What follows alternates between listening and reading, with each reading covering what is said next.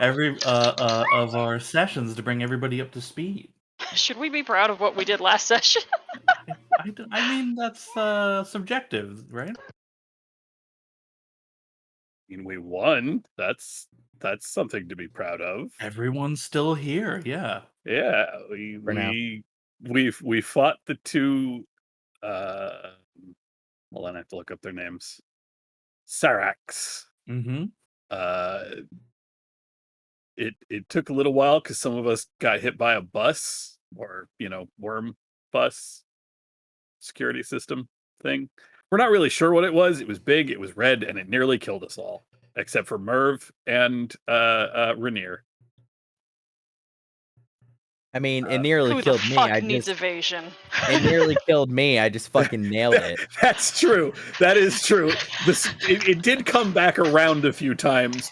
Merv sort of willingly, but not quite willingly, got hit in order to save Layla's.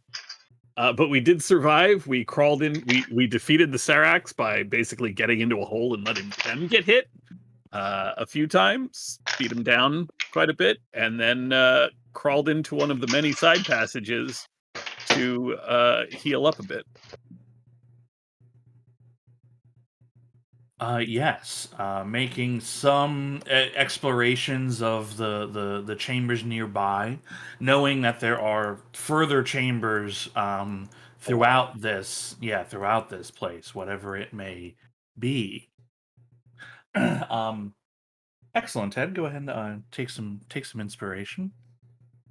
Let me bring up our jams, and I'll bring you all into the scene. You have just finished your long rest here. Sorry, Short, your I thought. short rest. Yeah, you just finished your short rest. Taking what time you have that you are not being assailed in chambers that were relatively safe, as far as you're aware. Like nothing here is attacking you or doing anything to you, but it did affect one of you. There is a crackling arch that buzzes and hums and glimmers with a golden energy kind of sheen in its archway itself. And after much discussion, actually fairly little discussion, Basar was sent through, and Basar began speaking a language upon awakening after being sent through. Began speaking a language that nobody knew after going through the archway. You know that there are also sarcophagi stacked in this room, as well as the room immediately to the right or east of you. And to be clear, these sarcophagi, they are like worn and chipped, but they are glaringly out of place.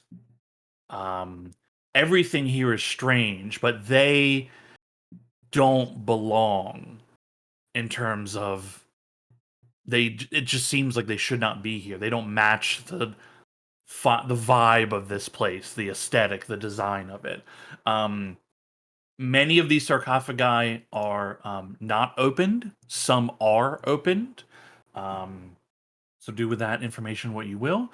You know, to the right of you in that other room, there is a kind of a cauldron-esque object filled with a bubbling white fluid, and beyond that, a chamber filled from floor to ceiling with jars, and in these jars, you can see floating in them these small little lizards that are clearly, dead, but they are well preserved in these jars.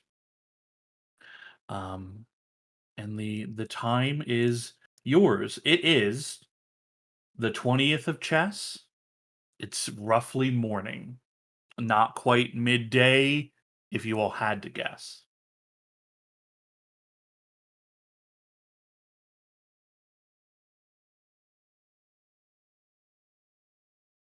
All right, just so we're all clear.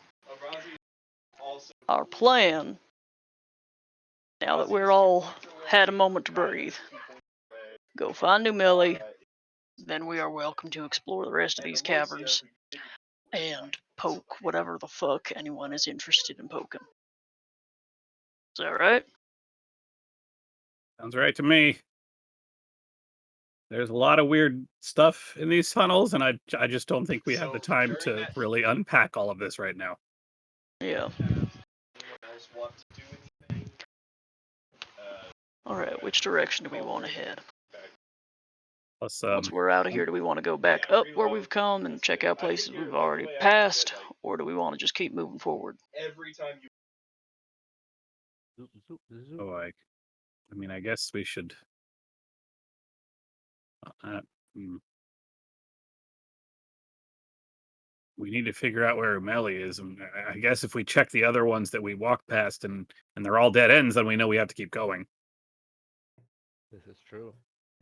Do we want to try to split up and take separate tunnels individually? No, I really don't. This ain't Scooby Doo. Yeah, I'm really low on my healing supplies.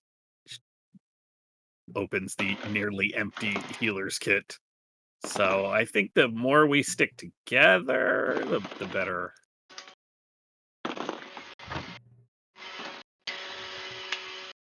Dawson, are you speaking directly into your mic, or is your mic away from your mouth or face at all? You're very low. I don't know if I was talking loud enough. I was sort of just like making sides low comments. Is it Okay, better now? yeah, because I have you turned up all the way, and I can barely hear you. Huh. 1 second.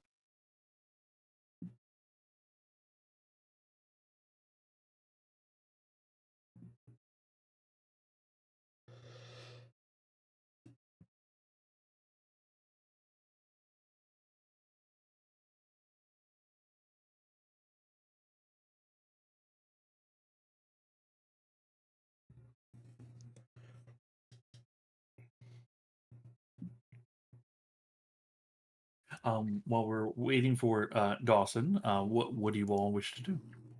I'm back. Yeah, I figure we just like kind of shimmy and crawl as a group down like the main corridor. Sticking together sounds like a wonderful plan. Have we There There finished you are. exploring this space? Yeah, there's some lizards back there. Yeah, Get there's a some bunch of weird stuff, but there's no doors. Well, I mean, not that I saw. I guess there could be like other doors hidden. All right, well, on to the next corridor, I guess. Wait, no, hold on. Sorry, dude. Are you saying that this one we know ends in a dead end? Yeah, I'm pretty sure you go past the arch, past the weird white stuff. Mhm. There might be another room, and then there's a room with a bunch of lizards in jars, and that one was the end of the hallway, I believe. All right. Ain't nothing here. Jars.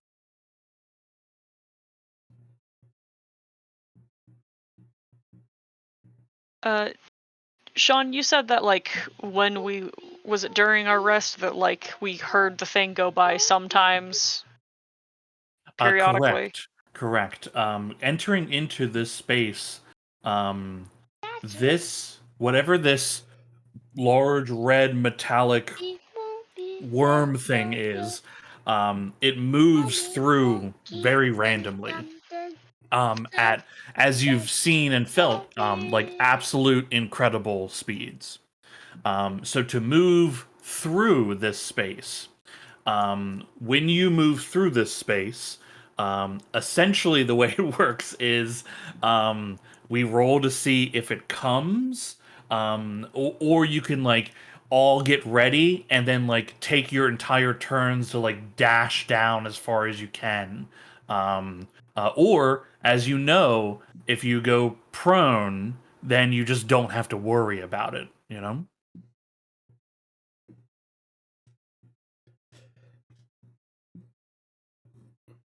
Maybe we could just start crawling.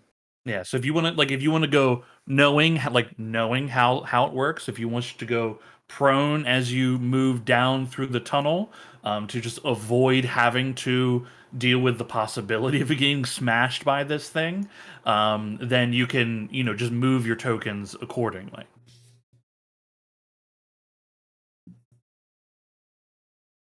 Yeah, I think we get down and crawl. We don't just want to dash and then like drop to the ground if we hear it. Yup. Could. I mean, I guess either way, it's just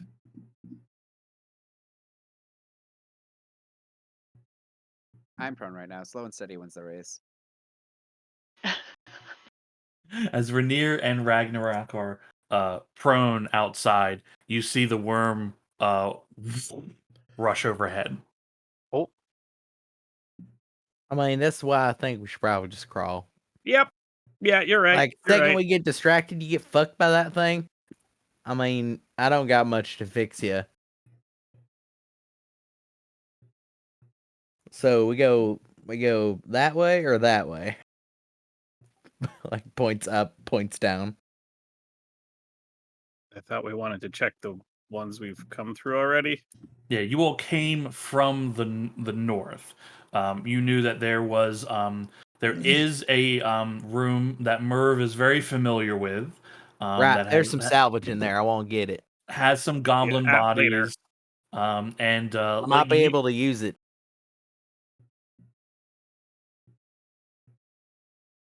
I'm sure there's a lot of stuff in these rooms that are going to be useful, but the more we spend time going through all of these, the farther Umeli gets from us.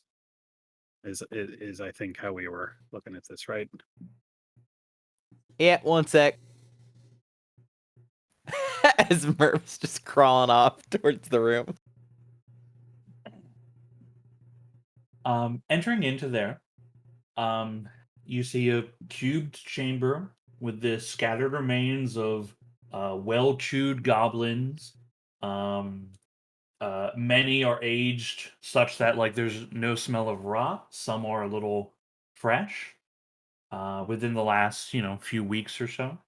Um, and you can see among them, that there's the broken orbs that had been growing out of their head. Many of them are smashed, some intact, but there's also other manner of debris in here, metallic kind of debris. Um, some hum, some blink, others have dangling wire out of them. If you'd like to, oh, sorry, go on. I'll do an initial investigation check for just basics like salvage on this. Or Yeah, Arcana, I guess, whichever. yeah. What you're gonna do for trying to salvage here is, do you have Arcana proficiency? No. Okay. Then it is a flat intelligence. It's an intelligence check. Um, yeah, it's just a flat intelligence check for you at that point.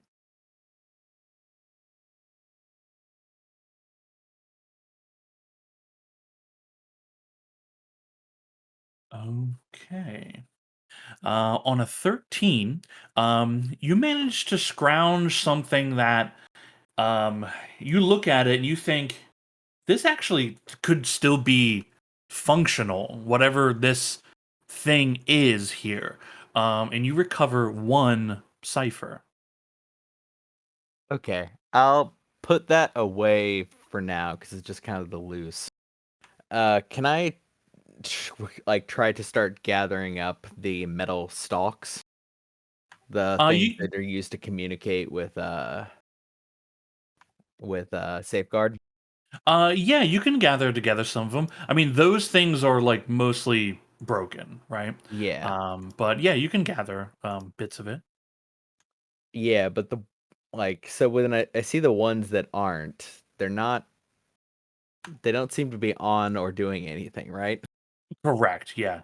With these creatures, looking at them, without these creatures to chemically power them, right? They seem completely inert and unusable. Okay. So it's basically just the stalks growing out of their head, right? Yeah, which are like it's like an organic kind of material. Yeah. That once you like, this now that like nothing can fight you about it, you can crack some pieces off. Okay. I want to get one just that is as intact as possible. That still has like the connection end. Yeah, you can get one. You can write it as like one. You can write it as inert sleepwalker stalk. Okay.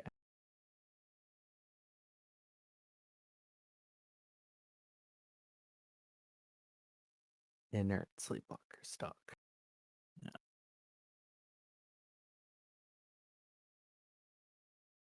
How big are these things? They actually vary in size and shape. I mean, they're all like circular orbs of some kind. Um, let's say it's like the size of an orange, like a pretty big orange, Okay. smaller than a Thank you. grapefruit. Oh, 4204. Third All right. acronym. And the other thing is a cipher. Correct. Okay. No idea what that is, but I'll bank that for later. Yeah, it's in your inventory under unidentified item. Ah, I see. Okay. Yeah, I'll figure this out later. Uh, okay. Yeah, Merv will like get to his feet, shrug, and say, "Okay, I got like a thingy, but I put that in the bag, and then I got I mean, it's inert right now, but might be useful." Holds up the like stalk and wiggles it. Ugh. Those of you in this room, it is easy to discern that those creatures, the Sirach, this was most likely their nesting area. Yeah. Ready? Yeah, I'm ready. We're ready. The great crawl begins. That large worm rushes over top of all of you once more. Oh my god. One of the times when it rushes by, can I like roll over and look up to look at it and see if it's like if it's like biological at all, or if it's just purely a construct? Roll perception at disadvantage. Yeah, it's fast as shit. Yeah, it's fast as shit.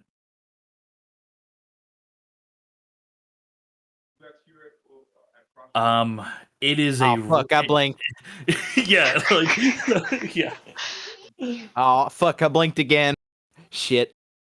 Okay, I'll come back to that later.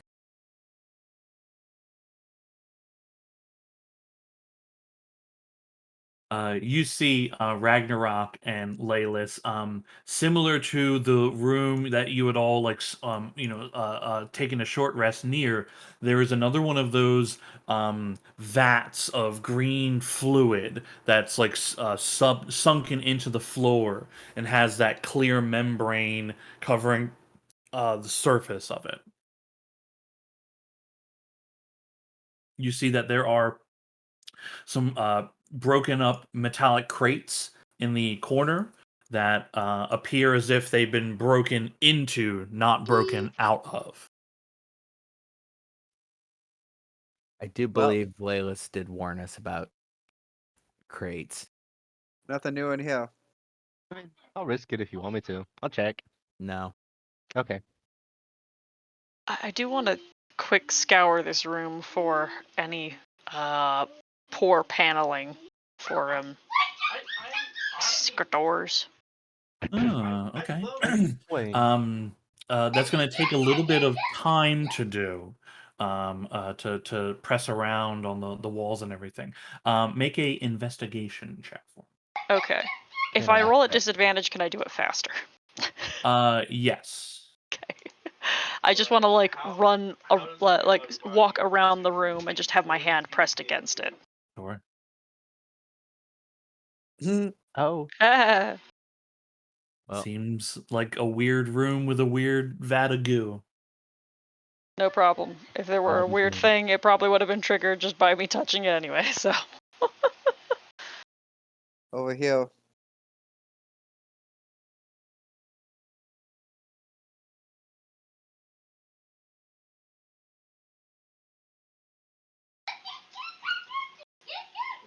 There's a room. Might be promising. Ah, I went to this room. Me oh, and fuck Cal. this then. Yeah, it's this one. Yeah, fuck that one. You Good can luck. as you enter into the hallway, you can see ahead of you in the room there are 4 chambers, like cells, and the walls of which are made of it looks like glass, right? This is like a lot of glass as well. Um, the walls look like glass. They're also partitioned from each other with also glass, but there is some kind of metal base at the base of it that goes up about 2 feet. There are secured metallic doors in the front, which that prevents your sight lines directly through. But otherwise, you can completely see in through each of the chambers. Um, uh, in these chambers, you see that there are several humanoids, though that is a tough description. They are humanoid in the fact that they're bipedal and have 2 arms, 2 legs, except for the ones that are being look like they're being like mid. They have like they're in the middle of being like surgically um, looked at. One is flayed open on the chest. Its organs still, pumping. It is clearly still alive. It does not seem to be in pain, but it is strapped to a table. That is this unit here. Um, this one at the far end, they are missing their arms and legs, and like their arms and legs are separated from their bodies. They continue to ambulate a bit, but they are also like each strapped on. They're strapped to a research table, but they are been surgically altered. This creature here, however, is fully intact and moving about its cell. As you all walk in, it moves forward towards it, bumps into it, and is like placing its hand. Like it looks like it is like trying to get to you, but cannot. Not touching it. Yeah, There's I a don't know hallway about. though. All right. None of this is Umeli, which should be our.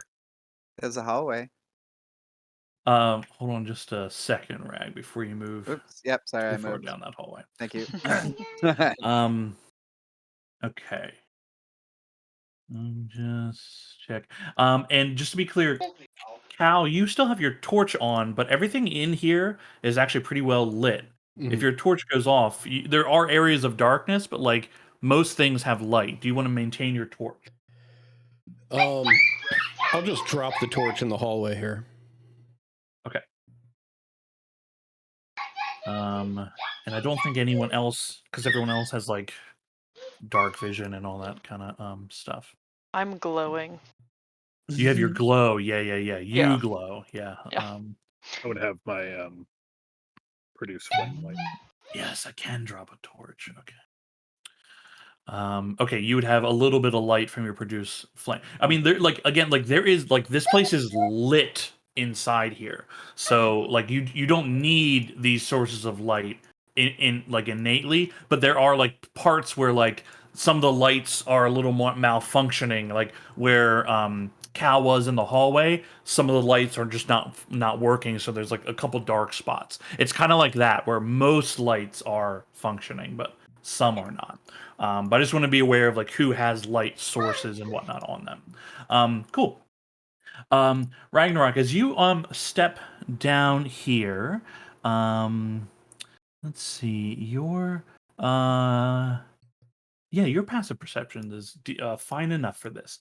As you are stepping down there, you actually hear voices, and Laylis, with your passive perception, you also hear voices, though a little more muted than Ragnarok. Ragnarok, you hear voices speaking in common. Uh, they sound feminine, and you hear the following. I think I'm almost done with this part of it, though I'm not sure what this thing does. Well, we're just trying to get everything functioning as much as possible.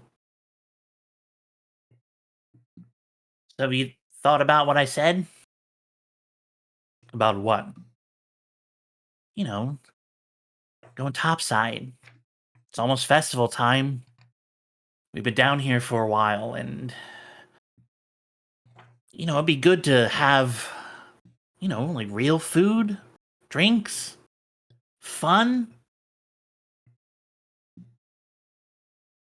We're this close, and you want to go topside for the festival? Yeah. Yeah, I'm getting stir crazy down here, and I know you are too. I know you've been having trouble sleeping. I don't know, Rodor. It's you've been wanting to go topside for days now. It wouldn't have anything to do with the fact that my journal's in your left pocket, would it? Um, look, I can explain. Oh, I don't need you to explain anything to me. Um, you hear that as you're beginning to make your way down. How do you approach? What do you do now, Ragnarok? So I turn back to everyone and I give like a handout, as in stop, and then I'll lift up two fingers and then move to like kind of a talking formation with my hands, a talking motion, and then I'll point straight ahead, and then I'll get low again, not prone, but low to show that like I'm trying to be quiet as I Mhm. get closer, and I will hug the wall. All right. Are you making a stealth approach coming closer? Yeah, that Okay, feels cool. appropriate.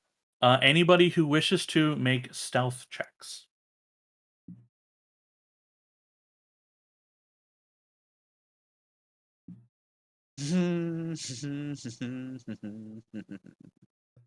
Hey, come on, average. Mm-mm. Oh yeah, this is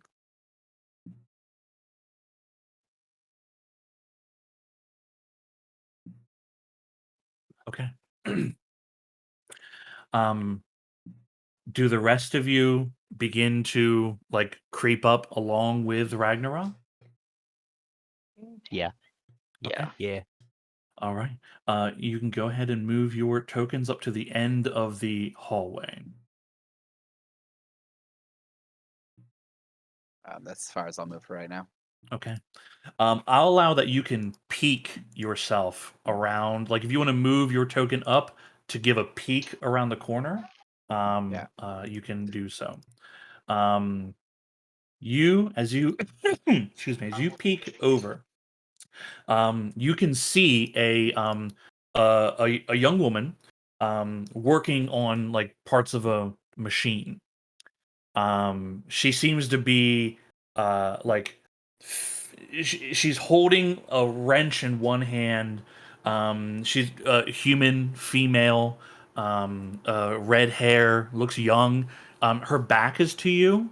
So like you're basically like you're doing the quick assessment based on like the information you have, her size and the smell, right? Um, uh, um, and though you do not see, there is another voice coming from somewhere in the room as well. You see, this girl is has a wrench in one hand, and is standing and has her body position. Her body language is telling you that she is extremely nervous in this moment. She And defensive? you, pardon? Defensive? Yeah, she's not taking a defensive stance, but like you can tell when someone is scared, right? Yeah. You notice that like her body language is indicating she is frightened in this moment. Um, you hear the other voice, and the rest of you also can hear this voice now as it is louder and in common. I know exactly what you're doing, Rodor. I am days away from achieving true glory, and you want to take it all away? You're just like the rest of them. Hmm? Except you came here and gained my trust. Hmm? Who sent you? Would excuse me. Would what is my character's name? Holy shit, Ragnarok.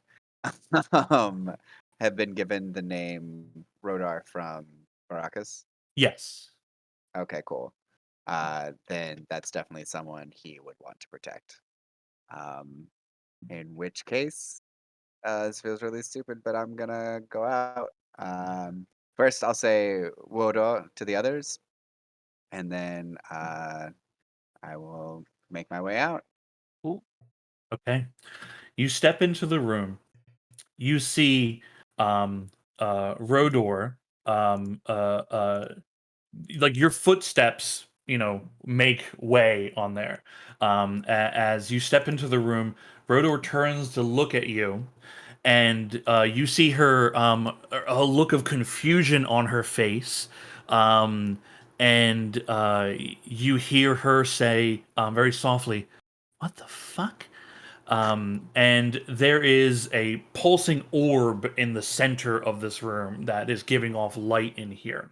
Um, you also see in this room, in this like surrounding the orb here and on the other side, you see a swarm of metallic gauntlets that are working on this machine, tightening bolts, placing placing pieces in, turning them. You see more lights on the machine turning on. They're placing panels on it to finish the work they're doing. It is very reminiscent of Doc Ock and his many arms and how they work in complete synchronicity and concert. Except you don't see four arms here.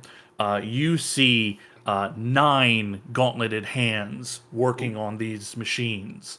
And stepping around, you see hidden by the glow, and as they step around, they make themselves seen.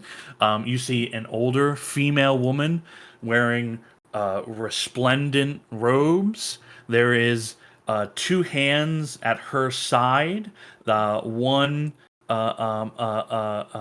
of which is reaching for a book that is like coming out of a sheath she keeps it in, and the other is her hand is drawing a wand at this point.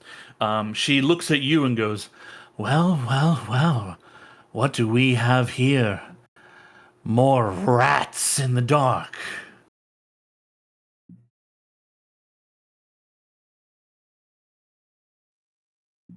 Come on then. I can see all your friends on the corner. Quit scurrying in the night. Step in and let's find out who you are and why you're in my facility. Tragedies. You see All Rodor right. takes a step back, like back away from you, and you can see like she's drawing a small dagger. She has she is like nervous about you all, and she is also nervous about who this is here. Those of you who are in, excuse me, Ember and Cal that are further back, do you Mhm. wish to make yourselves known, or you wish to stay back? I will at least go to the end of the hall so I can see what the heck is going on. Yeah, I mean, I would also like to go to the end of the hall but not go in, but I don't know if that is a possibility given my stellar stealth roll. Right. I mean, she's obviously aware that there are I mean, like many of you, right? Mhm. There. Whether you wish to be seen or whether you wish to be seen or wish to see is a different thing, right? Oh, what are your names? Or do you want us to start? You see these 9 hands finish their work on the machine. Some of them, like 3 of them, stay by it, and the others begin hovering around this woman. I will show you what she looks like as she tilts her head to the side a little bit and goes, hold You on. know, she looks like somebody you don't mess with. Um, Like she uh, intentionally looks like she's just the epitome of, do you really want to try it? Look Man, around and find out. it's pretty cool. I agree, but like, she addresses you all and says, "This here is Rodor the Rat, and I am Umeli of the 9 Hands." uh, okay, okay. we Uh, don't what have to what, fight. what you got there? Ragnarok's gonna look at Rodor and just kind of have his hands out and mouth. It's okay. Make a persuasion check with disadvantage. Yeah. And Merv, you are like on the corner here. What are you Yeah. indicating? You asked I what do like. you have there, but what are you Yeah, I'm indicating? pointing at the thing in the center of the room. um Rodor looks at you and like you see her kind of shake her head, and her eyes flick towards Umeli for a moment. Um, uh, Umeli looks at you, Merv, and says, "Oh, this is just a. Well, I thought it'd be a precautionary measure, but I see now it must be used. I cannot abide disloyalty. Not now, not while I'm this close. Unfortunately, young Rodor here has outlived her usefulness. Wouldn't you say, little rat?" Um, you see the hand that is withdrawing the book opens it, and another hand begins moving through the pages. Um, she looks at those of you who have made yourselves known in this place, and she goes, "I don't recognize any of you, but you've made it past the goblins, and you've made it past safeguard. And to be here means you've made it past my guardian, so you are not without skill. You wouldn't be here by accident. You came here on purpose. Why?" Funny thing, we actually were coming here to find you. Well, here I am. Your acquaintance Baracus is particularly interested in whatever it is you think you're doing out here. You see a sneer come across her face, a look of pity and disgust. Ah, I should have known. He's not one to forget the past. Him and the Arcanium. Fools, really.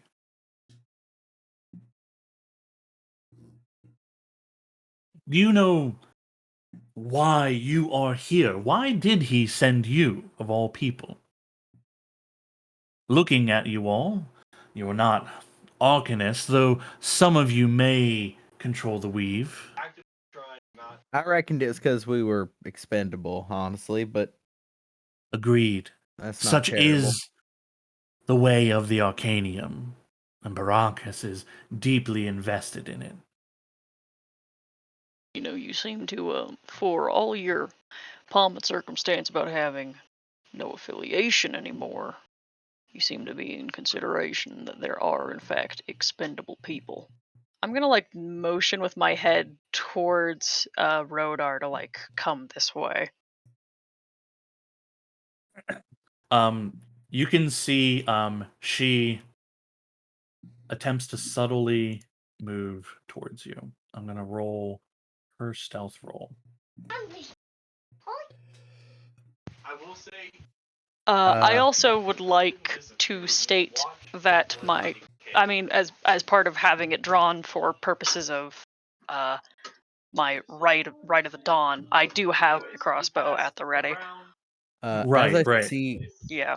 her start to move, I'm going to ready telekinetic shove to yoink her if any of the hands move towards her. To basically just push her 5 feet forward. Just come. Right. I mean, she might succeed on the save, but it's what I'm gonna try. You can see, like you see her body is subtly shifting into a position to allow her to like try to like make a dash. She's not doing it yet, but like she's trying to reposition herself in a way to get ready for it. Um, you see Umeli's eyes. It's not just her eyes that catch this. Some of the hands turn at Rodor's subtle shifting. Um, and you can see like Umeli flick her eyes over and then look back to you, Rainier. I'll tell you what. Whatever they're paying you, I'll triple it. And you can just walk away and go back to your loved ones and spend what time you have left with them. No money. Wait, what, Um, what are you working down here? Because Safeguard said something about dire consequences, but Altering like reality. you seem you, you don't seem like you're you know looking to destroy all life on this world. So Why would I do something so yeah, I silly mean, as like that? exactly. Why would anyone? That's just crazy. So like, what are you actually doing? I'm going to change the world. oh, Well, Okay, that's nice and broad. And everyone on this entire planet will know my name. okay. That that sounds a little. So are you gonna be doing that through that thing you got there? And what sort of Can you changes are you planning be on more making? specific? Oh, this? No, no, this doesn't change the world. But it does do this. Um, one of her hands, one of the floating hands, produces a metallic triangle. It's like a triangular Rubik's cube, except all the pieces are separated and held with like filaments that go to a central glowing core. The hand spins the top portion of it, and there is a snap and a crackle in the air in the room. Um, Ragnarok, you actually like the air in front of you shimmers like a heat wave for a moment. You see that strange pyramid Rubik's cube. The light flares on it, and then the pieces just like they fall apart and fall clatter to the ground. You see several of the hands begin moving towards Rodor. Now, some of you had things you wanted to do if that happened. Yeah. I will try to pull Rodor forward. Okay. I don't know if You, Rodor could see the hands moving, but I assume they're starting to move fast, right? yeah, these They're hands are starting like to. they're very quickly moving. You can see she is beginning to like try to make a go for it. As like her body, begins tensing and her legs shift. You try to push her. She doesn't know Pull. anything about what you do, Nope. so she's gonna make a save 8 against it, plus right? prof, but yeah, so it's 14. Okay. She fails the save. What direct, like where are you Uh, trying to pull her? 5 feet towards us. If I'm assuming that the hands are like essentially 5 feet forward, so that the hands go behind, like just behind where she was. Yeah. She gets pulled 5 feet forward. Did anybody else had any? Rainier, I'm not Yes. sure if you had something set up. Yes, I'm Okay. shooting a mage, I think. Okay. Go ahead and sorry, you fire, and your bolt, roughly about your bolt strikes something in the air, and you can see an explosion of your radiant energy, like almost 10. It's like somewhere between 5 and 10 feet in front of you, slams into something and just like shatters against a barrier. Okay. These hands shoot out, and some of them begin like flipping switches and buttons on the machine, and one of them pulls a crank on a device down here. Several of the hands go for Rodor. They grab her 2 arms, 2 legs, locking her in place, and you can see there is a chain on the ground that several of the other hands grab and secure onto her ankles. This chain is being drug towards this device here. It is like being like click, click, click, click, click, being like pulled in, right? There's enough slack right now where it's not immediately pulling her, like it's not like immediate, but it is going to pull her. Um, you uh, uh, you see that there is a bucket of water. You can see in the corner here there are buckets of water. They are knocked over and spilled, but there is one bucket that is in this corner here that you see Umeli, with a flick of her wand, like shatters the bucket against the wall, and you see water spraying everywhere. And she looks at Rodor and says, "We won't be needing that anymore." Um, she takes a few steps forward as Rodor is being like wrapped up in this chain. She takes the wrench from Rodor's hands. Um, Now she's done a lot of stuff in this action all at once because of her many many hands. Rainier is shot. Merv has done some stuff. Is anyone else attempting to do anything right now? Do I see like whatever's pulling the chain in where they pull You the do. lever?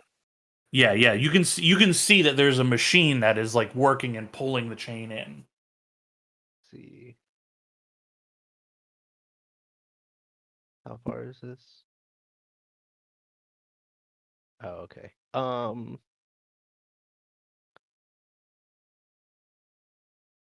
Yeah, I don't.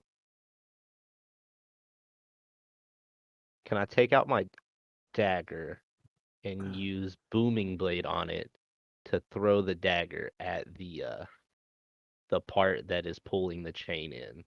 Hmm. Booming blade. I think Booming Blade has to be a melee attack, but this is a really good idea in general. Yeah, Booming Blade is specifically a melee attack against a creature within 5 feet of you, though I would Okay. allow it to be used on an object.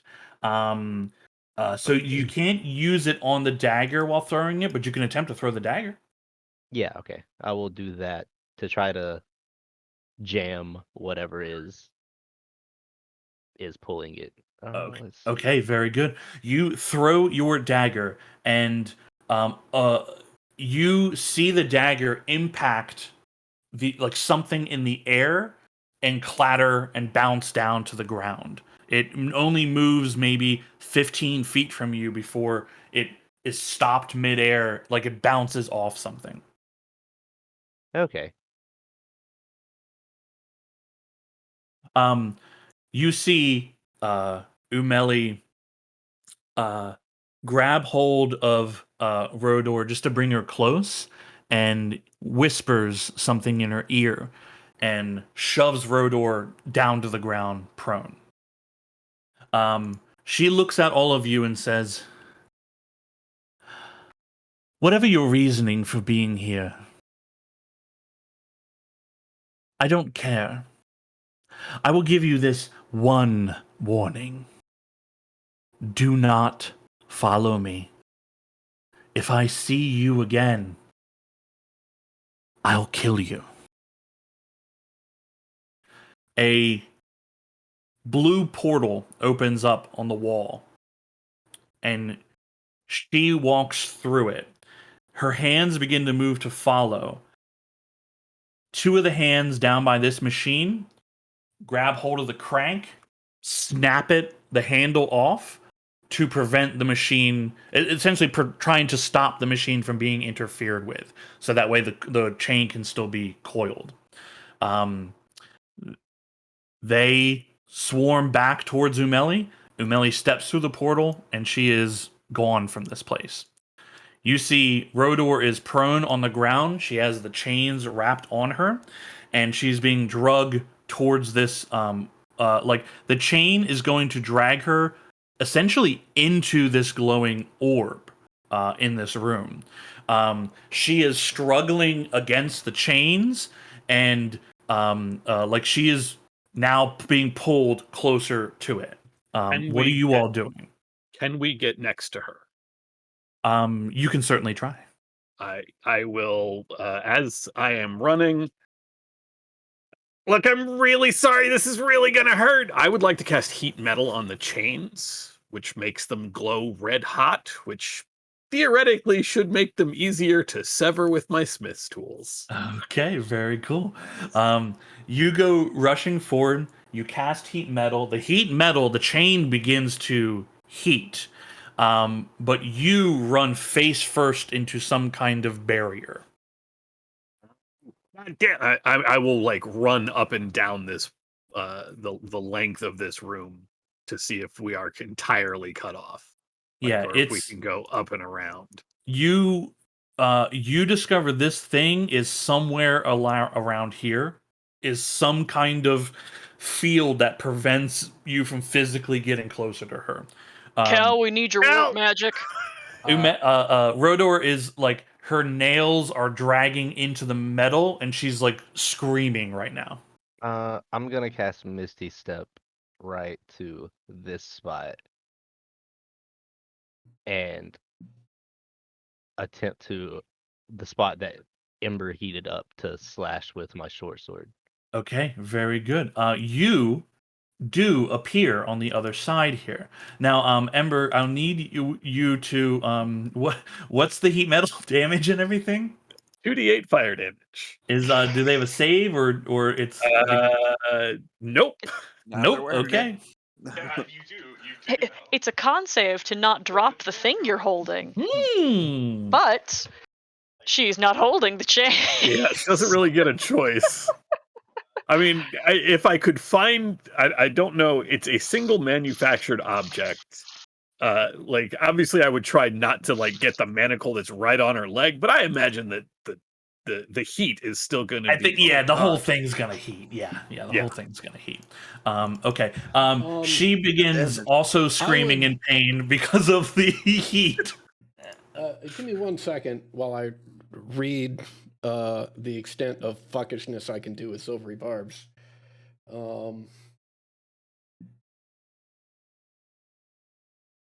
I don't think you can do anything about this damage that's No. occurring because it's not like it's not it's like it's flat damage. It's not an attack or a saving throw or anything like that. But But I'm less concerned about that than giving someone who's just jumped to the other side of this barrier advantage on sure, something. sure. And so I don't know.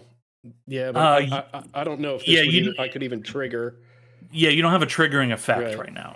Yeah, is the thing. Yeah, there's no trigger occurring for you to apply it Right. to immediately. Okay, she's screaming from the heated metal that is, smoking in the room here. She's being pulled towards this orb. Liz, the speed at which she's being pulled right now, if you are unable to stop this, she's going to get pulled into it, right? All right. Here's what Uh, I'd like to do. I would like to destroy this barrier with an Eldritch Blast and use silvery barbs on myself to give myself disadvantage on the roll. Okay. You shoot, your blast impacts the barrier and is, dissipated against it. And does that. It's I not a mean, miss, is the thing. So I don't know if Silvery Barbs is like a miss condition, right? no, it's just Silvery Barbs requires you roll. to succeed on something. Oh, Uh, so yeah, you to gotta. succeed on an attack or save, and then you can Silvery Barbs the success. Yeah, I'd say that counts as a success. You've attacked a barrier. Okay. Your attack hit something, right? But Laylis is in the, like you have something you're planning on doing. Laylis is in the middle of doing his thing, right? So Laylis Misty steps. Laylis, you're trying to break the chain, yes? Yes. Okay. What are you attempting to do that? The only weapon I have is my short sword, so I was basically just like a barbarian style, just going to hammer away at the red hot part between the that's not attached to her leg, but like attached to what's attached to her ankle. Okay. Okay, very good. I will tell you, the chain has an AC of 19. Oh. Um, there is a damage threshold you will need to meet in order to do any damage to the object. Mhm. You will need to do at least 5 damage to do any damage. However, because of the heated metal, I will lower the. You'll need to at least do 5, but I'm gonna lower like how much HP it's gonna have in order to like break. Right? Question, Sean. Yeah. Can I pull her back to provide a moment of like extra tension in the line so it's like flattened out for him to swing and hit it better? Like The essentially pull her from this end just to give it like an extra second of tension when Layla Yeah. swings. The chain is taut now, right? Okay. She's being pulled such that she's being dragged now towards stuff. Um, Okay. so the chain is as taut as like it is doing what you want to do Yeah. already. Okay. So on the swing, I would also cast Booming Blade on my short sword Yeah, to you get the can with extra. a cantrip for your main action, absolutely. Okay. So make your attack.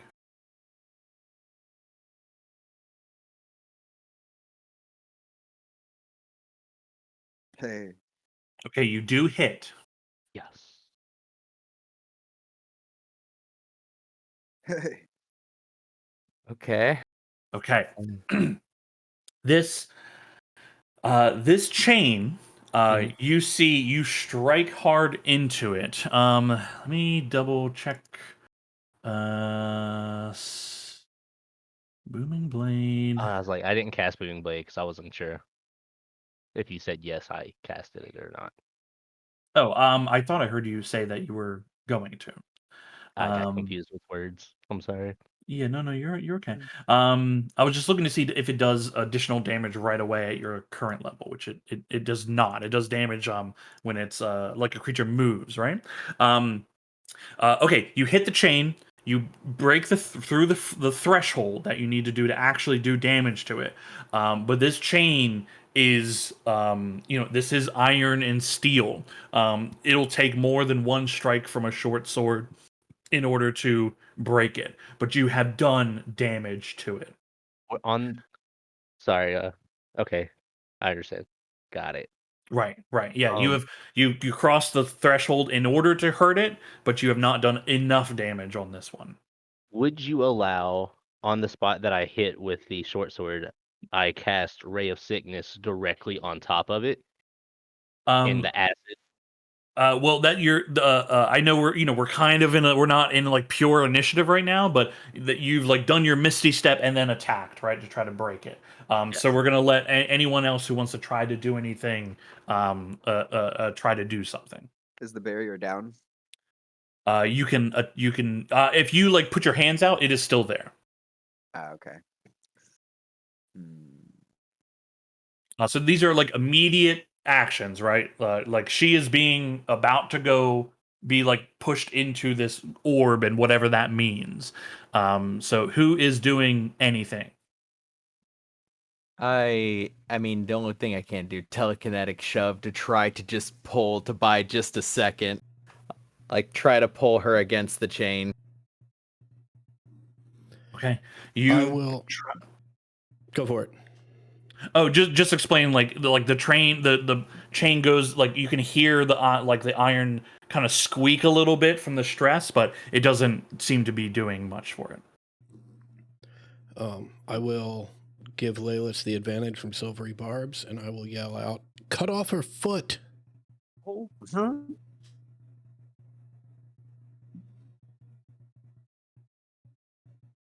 I'll get me through there. I would if I could, dear friend. I would if I could. Okay. Um, She is about to be pulled would into the orb. Laylis, you have one more chance. I do have a If you, side question. Sorry. yeah, So Merv pulled her towards him to pull the chain taut, and then it pulled back. right, because the chain is being drawn, right? It's being wrapped around a crank as it's supposed to be. Merv Yeah. can't really affect it with just subtle manipulations, right? Okay. I was gonna say, did that count for the movement status for Booming Blade? Because No, the yeah, chain isn't willing. Was what I was confused about. Got yeah, it. no. It does not. Unfortunately, like while Merv's idea is very very good, he's pulling against something that is being pulled, right? So like the chain is taut, like he can't really buy time with it, right? You understand how it's mechanically pulling someone. Yeah. Yeah. Okay. So, you being the only one on this side of the barrier, the only one who seems to be able to interact with it, you have one more shot to try to affect the chain in any way, or you could listen to Cal and try to chop her foot off. But you hear Rodor going, "Don't chop my fucking foot off!" Uh, Break the fucking chain! yeah, I'm gonna cast Chaos Bolt on the spot that I hit without my spell slot, the free one that I get. Okay. It's the same thing. The AC is 19 to hit, and the damage threshold is 5. Doesn't matter what's happening to it. This is the object. So you can roll to hit. And with advantage from Cal, I believe.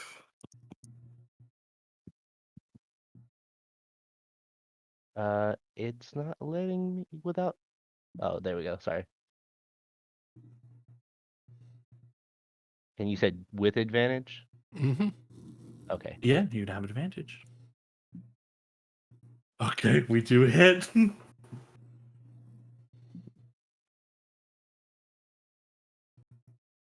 Okay. Blasting out at this thing. Um, Okay. Blasting out of this thing, you hit the chain, you bypass the damage threshold. Same place that you had struck with the sword earlier. You see the chain snap right as she's like about to get drawn across this orb. You can see as her like feet are like almost making contact and are inches away. You can see like wisps of her essence being drawn into that orb itself. but you snap the chain. As the chain is under such pressure, it slams against the wall here, and Rotor is able to scramble away. You also feel pretty like a little queasy being this close to the orb itself. But you have broken the chain. The chain went through the orb fine, like no damage to it. No damage to it. Interesting. Okay. What? I will Okay. drop concentration on heat metal. Okay. I'm going to jump like right over here. Oh, wrong button. Jump. Oh, jump like 10 feet up to just get away from this orb thing. Okay. The orb pulses in the room. The chain is broken. You see Rodor reaching down and like rubbing her leg where she has the burn marks on it. There's part of the chain is still on her, but like her legs are bound currently. But she is free from that danger for the moment. The barrier that's preventing movement is still present. Hey, Rodor, how do I get this down? I Barrier. don't know. I have no I don't even know I don't know what she did. I don't know why you can't get I don't even know who you are, but thank you. Well, clearly we're here to save you, so start from there and work backwards. Ragnarok begins to scream and just starts attacking with his great axe. Okay, well, Just over and over and over. Yeah, your axe showers of sparks as you're impacting some kind of energy field in the air in front of you. by the way, great fucking job, Laylis. You I- did it. Oh, you. I almost shit myself. I am horrified. I just want to hide for a second. Hold on, just get your breath. Get your nerve. You're good. You did it. Just hyperventilating over here against the Yeah, wall. I real know. quick. Deep breaths. Get Basar over there if you can. Hey, Rodor, what did Umeli mean about not needing the buckets of water? What were those? Yeah, what's going on with that? What's going on with that? Because there's still one over here. It looks like, and I can make some water. I don't know. This is the first time I've been in this room. She just asked me to help fix this machine and get it working again. I don't know what this. I don't go into this part of the. Okay, slow down. Slow down. What is this machine here? Are you pointing towards the glowy orb? Yeah. I don't know. She just asked help for fixing it, and I got a knack for a lot of things, and I mean Right. I helped fix some stuff. Well, not here, but in the forest below. But it can someone get these chains off me? As soon as I can get to you. After another like 15 seconds, that barrier is not there, and you all are able to move about the room. I did it. All right. Good Good yes. job. Yes. Another Good job, foe Ragnarok. vanquished. You got it, Ragnarok. Great job. Wait. She said you have a book in your pocket. Yeah. You see, you're gonna lean a bit and pull out a small leather-bound journal. She hands it to you and says, "It's hers. I was trying to get topside, so I could maybe get it to Baracus." Ragnarok will take it and start flipping through it. Cool. It is written in Elvish. Do you speak Elvish? I don't believe I do, but give me a second. This is a new character. Language. I sure don't. All right. But I do have an elf friend. I'll run over and give it to Laylis. Hi. We did it. She's alive. I will spend one of my last 2 charges on my healing kit to put a salve on the charred ankle that I caused. Her Oh, yeah. charred ankle. With your tool proficiencies, you can also help release the chains off of her. Okay, here you go. We'll get that off. We'll get this on. Everything will be fine. You good to sit here a second so I can turn on Magic Eyes and see what this is? Yep, take your time. Well, I'm gonna Okay. move over here, but take your time. Our magic Yeah. guy's gonna get us anywhere? I It's mean, that this I'm thing plus is like- however just many hit dice she has. It's better So- than the literally nothing that we got. I mean, I have a feeling it's probably just some sort of. I mean, it seems like it'd be a power source. It's not doing anything else. I mean, Right? That we know of. You think there's anything else magical in the magic room with the power source? I mean, Rodar doesn't seem like it. If she was Rodar here to hadn't been here fix before. anything. But yeah, but if she were here to fix the machine. Oh, I mean, things in this place are never what you think they are. Okay, well, interrupt me if you don't want me to do it, but I'm gonna start working on it. Oh, you're fine. I will ritually cast Detect Magic. Okay. As you're doing that, Laylis, you are looking at the journal, correct? Oh. Yeah, sorry. Yes. Okay. Yes. The journal is it's a lot of it doesn't make sense to you. It's a lot of arcane notation, but you see diagrams of things that you've seen as you've made your way through here. You Mhm. see diagrams of the safeguard. You see diagrams of the sleepwalkers, those strange creatures in these cells in the other room that are humanoid but have like bulbous like orbs in their flesh. You see sketches of uh,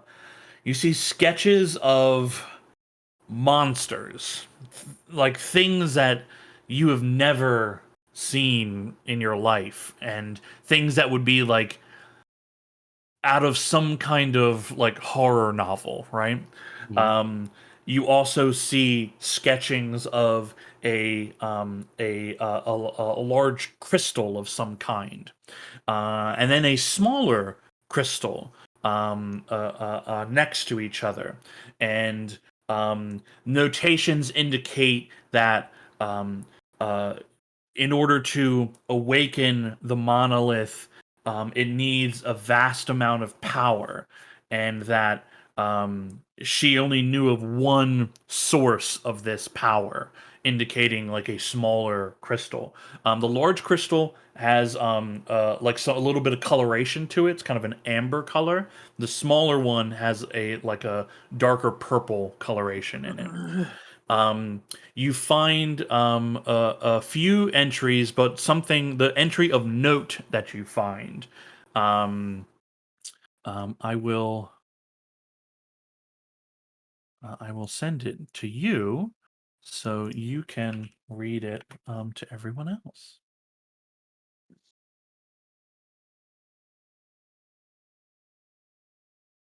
Yeah, that works. Okay. Oh. Oh. Oh, it's because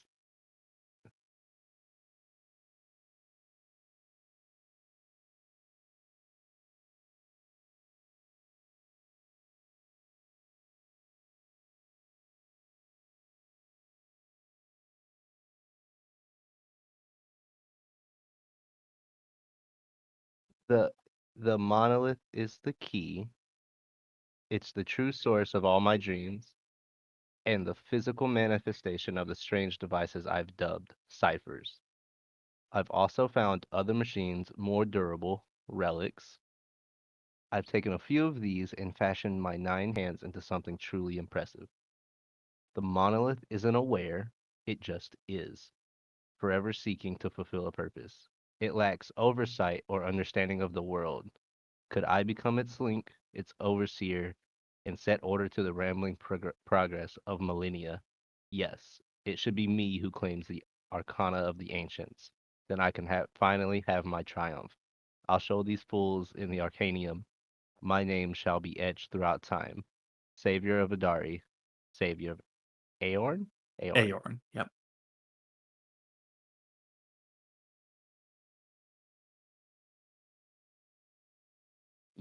Yep, and that's what I see.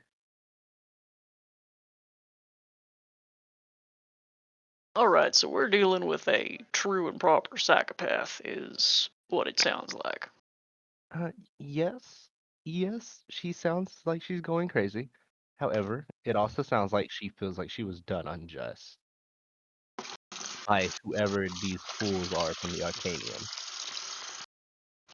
I So mean, the maybe there's Arcanium may be filled with a bunch of self-righteous assholes, but I mean, if her plan in some way is to use this mythic power of the ancients to upset the current order of this planet, I think that puts her a little bit more up her own ass than anyone else in the Arcanium. that's true, but I was just saying maybe we could try to reason with her if we can find out what exactly happened. Yeah, good luck with that. She sounds like reason is beyond her. It probably is. She's spent too much time near it, you know? Near the orb?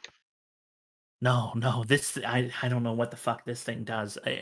No, the monolith and the other crystal she brought. I don't even know how she got this shit in here. I mean, I've only been down here working with her for a few weeks. You know, at first I thought it was pretty cool, right? I mean, it's not every day you meet a living legend. And now I don't I don't I didn't know what to do. I mean, I can't stop her. Hmm.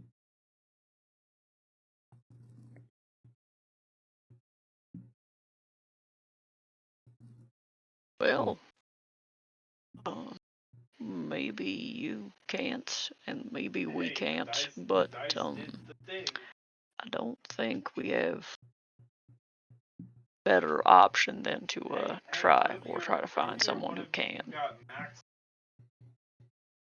And this is the problem is I don't think we have time to find anyone else. Before she did her fucking teleport thing she does, um she's been talking about moving up her timetable, and I think she's doing it now. Playlist, anything in that book about where the monolith is? Um, from what I saw, it was a bunch of drawings of the things we've seen on the way here. Uh, Drawings of new, I guess you would call them monsters. It looks like she's creating uh like a hybrid army. Well, that's almost it.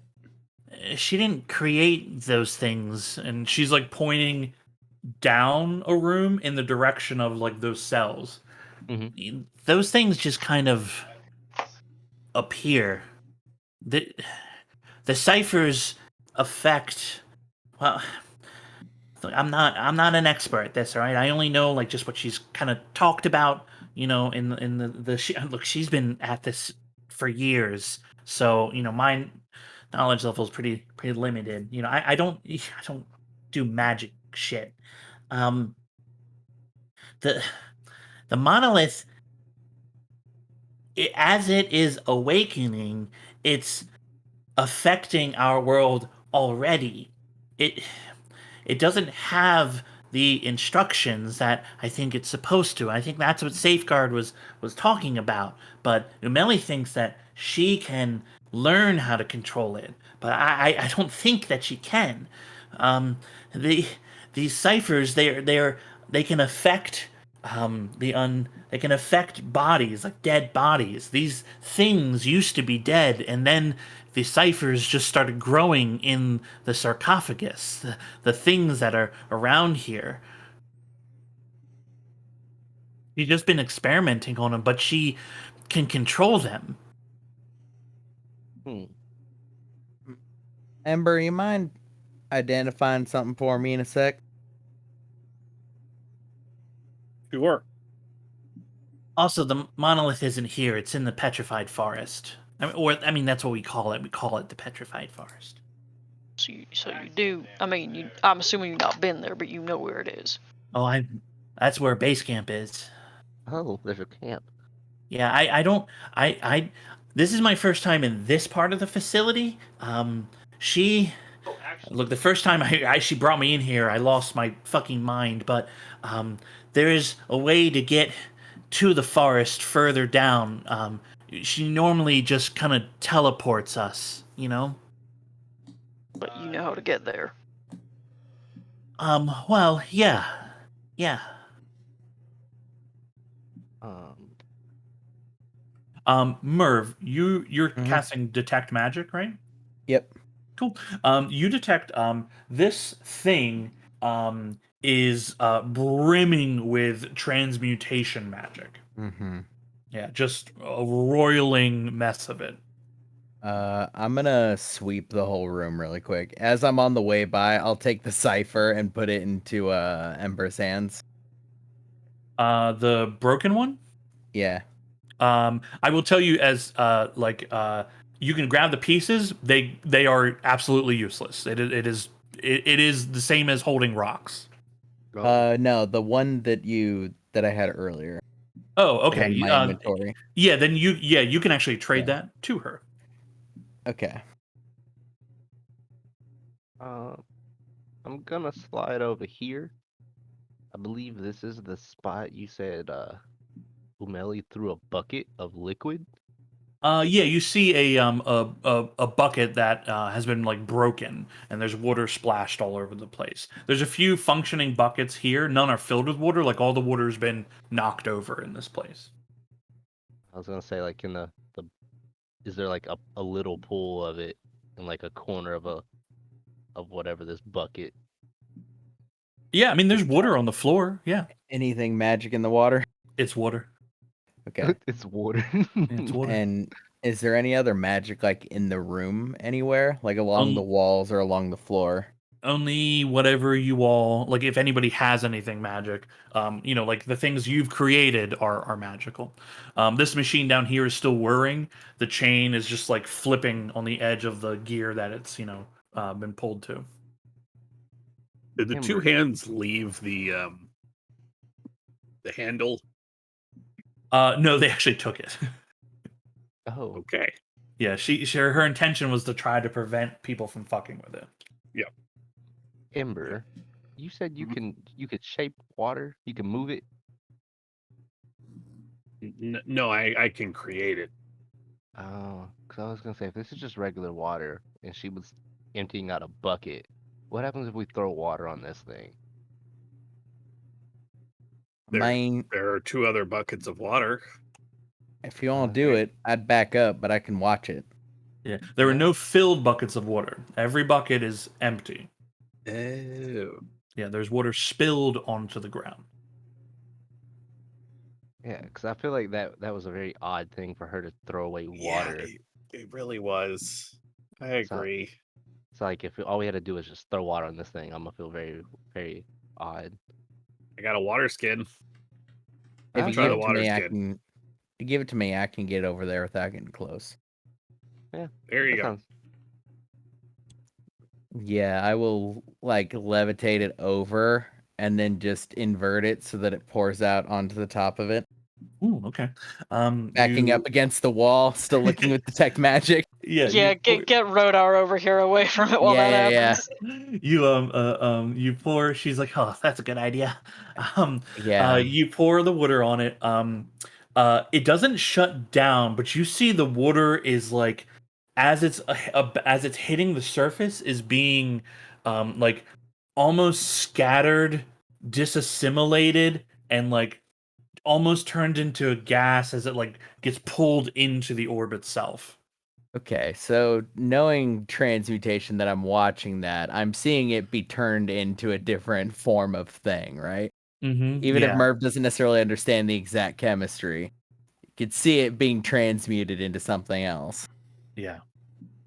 But that something else just seems to be the substance of the orb.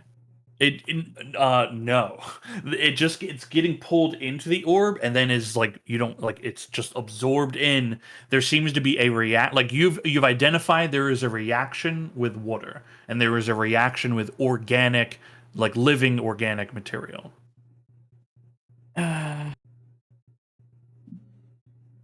What I got in here? Yeah, I don't. I mean, it's doing something, and it feels like it's important to figure out what or why this was necessary. Can I If flick a she berry at wanted it? the water, why would she destroy it so we couldn't use it? I mean, that is a machine also over there on the wall. They were pushing buttons Yeah. on it. Right, but Maybe she that. shattered that bucket. Like, that was one of the things she chose to do before she left, was break the bucket. Yeah, I was saying like, what happens if we pour water on a machine? I mean, on the orb? No, no, on the thing I, they were I, pushing th- buttons on I over think here. that's just metal, but Oh, I thought there was buttons and levers and all that. There's I mean like it is a machine that has like lights and things and whatnot on it. It is still running because it doesn't have the gear like the handle mechanism to easily turn it off. Hmm.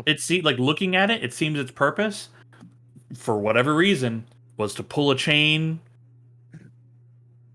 and that was it. I will sit down and identify this object I have been given. Cool. You taking 10 minutes for it? Yeah, it's 11 because it's 10 plus the Oh, yeah, normal minute. plus the normal minute. Okay, cool. Yeah. Anything else you guys are I'll- doing while I can stay here with Rodor while the rest of you if you want to look around. I'm not going near that orb, so this is going to take me a little while. I'm gonna pick up my dagger. yeah, you can retrieve any daggers and whatnot.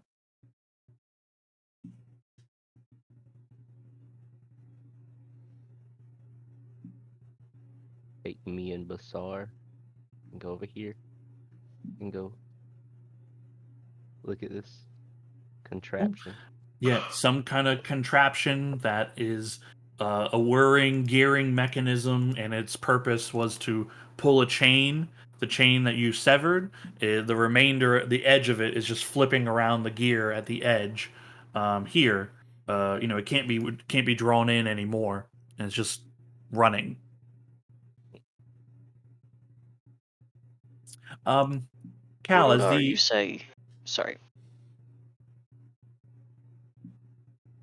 Cal, as you kind of wander a little bit, um, into this chamber here, you see again a stack of these again out of place sarcophagi, haphazardly stacked against the corners and the walls. But you see in the center of the room a 10-foot high platform raised on kind of metallic rods, and there's a ramp that juts up from the floor, like going up to the up to the platform, as if it's like just formed out of the flooring itself to purposefully built for this.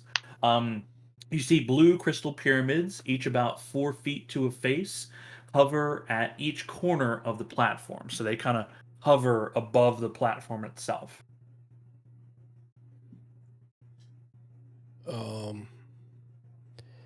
Do I see any drag marks from like the areas where these sarcophagi are piled up across the ramp? Across the ramp, no. It's actually kind of clean in here. Like in the in a lot of these chambers where you are, although like a lot of it's dilapidated, there's not a lot of dust. There's dust around the sarcophagi because they're stone, and some of them are cracked and broken open. And there's debris from things that are like broken, but like surprisingly not a lot of dust. And these blue crystals are just sort of floating over this platform. Yeah, on each of the edges, they float on each of the corners above the platform a And few they're feet. they're like 4 feet tall. They're 4 feet on a face, so yeah, they'd be roughly 4 feet tall. Okay. They look like they're worth anything. I mean, yeah. I mean, yeah. Looking at them, I mean, they're floating blue pyramid crystals. 4 feet large. Like that's magic shit. Um,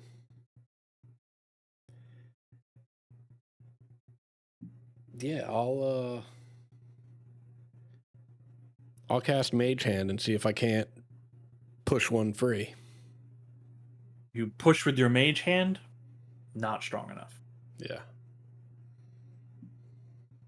But there is a ramp that leads up to the platform. Perhaps if you gave it your strength. Yeah. Say, Merv. Yeah, I'm walking up. I'm walking up with the tech magic still on. Try to get the last little like eeks of it before it goes away. Yeah, last 10 minutes. You catch magic on the platform. The platform and the crystals are a combination of transmutation and evocation. Yeah, you hear like Merv like mutter that aloud to himself as his eyes flick over to you. What? How do we get one of those in your bag? Get one of those pyramids? Yeah. Uh, It looks like it's worth a pretty penny. I mean that involve like touching them. Well, do you think there's anything wrong with that?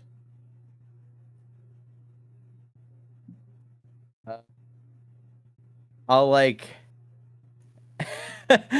I'll take like a pin out of my bag and like mage hand it over to like just barely poke one of the pyramids and see if it reacts violently. No Like I reaction. can't disturb it. I just want to see if it like Yeah, no noticeable reaction to it. I mean, you think I should touch it? Well, I Didn't say- shouldn't touch it. I didn't say I think you should touch it. I brought you in here because you're the expert in weird magic shit. Yeah, I This looks- mean it is weird magic shit. Yes, this looks both weird and magic, and as such, I thought perhaps if we could get it out of here, we could pawn it and make Okay, some nice tell you what. coin. Tell you what, you try to pull it, I'll like stand over it and I'll like drop the bag around it. Okay, well, look, we have no idea what the effect is going to be. Right. Maybe just in case we should fill one of those buckets with some water. Maybe that's what the water was for anyone fooling around on this platform here. Think so? I mean, I got a water skin. I could just like dump some water on it. All right, well, let's see if I can't give it the old heave-ho. Can I reach one of these things without going up on the platform? I'd rather not Nope. be in between all four of these pillars. Unfortunately, physically, you cannot. You have to go up the ramp onto the platform to reach up to grab one of the pyramids. The platform is 10 foot high. Oh, I got Right. you. Oh, Yeah, 10 foot high platform with a ramp like that molded out of the floor to go up to it. All right, Mev, I'm going to try and push one of these things off. Right. Okay, I'll open the bag down here. If it like drops out of there, I'll be ready to catch it. All right, I'm going up. Okay, cool. I just have the fucking big inside bag like opened up, like doing some like quick steps, getting ready, like I mean, Okay. what I'm gonna try and do, like, let's just say, for the sake of, what side is the ramp on? Right here. Okay, so I'm still gonna try and prevent myself from being in between all four of these things. So I'll sort of stand like at the top corner of the ramp here and try and push this thing off towards Merv. Okay. So you're gonna stand on the ramp as Yeah. far up as you can go to get to that Yeah. hook. Okay. Now, the good Um, news is with my massive strength, this won't be a problem at all. yeah, it certainly won't be a problem at all. Cool. You stand on the ramp and stretch and stretch and stretch. It's a precarious position for you. Mhm. You push. Give me an athletics check. Yeah.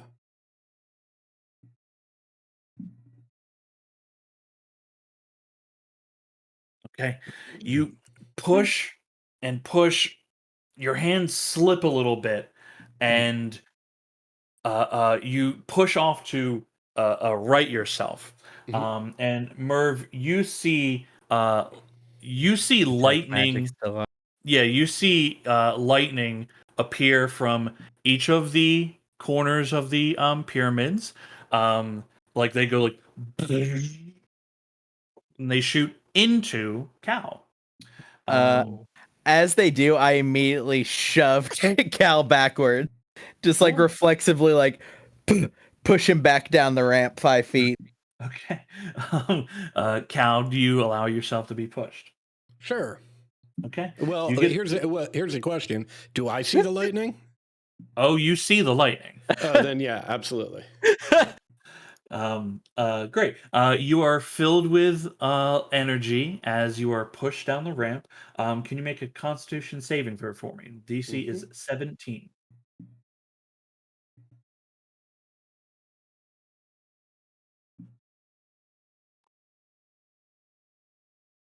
You got an inspiration. I do not. Okay. Right. Take one of mine and try.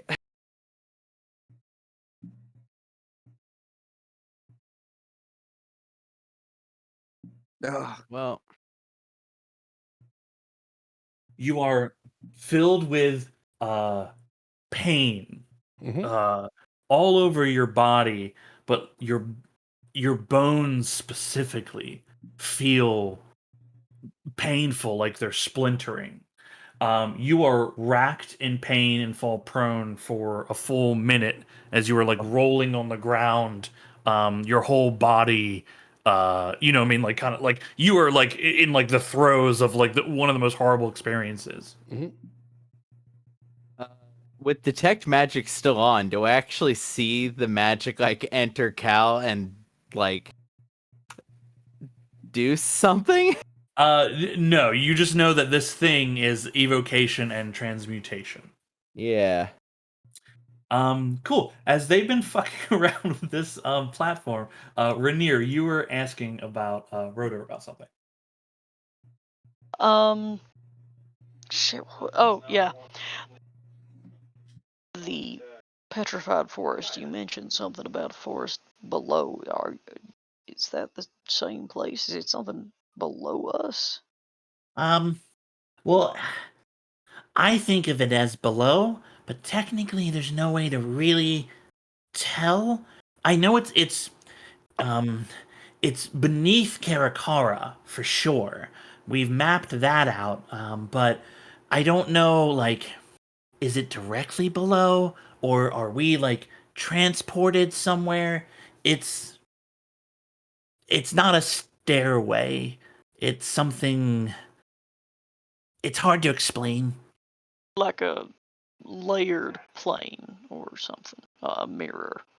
Um I don't know. We're here. We're definitely here still. Um, Okay. but getting to it is you have to go through these orbs and like you have to like think of being there and then you're there. All right. And how long will it be before we can get to these orbs? Oh, well it should be just further down the facility. You got to crawl to make sure you don't get hit by the worm or All right. run if you're fast. What are you two doing back there? I'll just turn to Oh God. Yeah, you hear I might have broke Cal. everyone hears a Well, clunking and clamoring. Cal might have broke Cal, to be fair. Cal, you're incapacitated for a full minute, writhing in pain. After which, the pain subsides. You feel good. Can everyone make perception checks for me? Oh, Does that include me? It does not actually. Okay.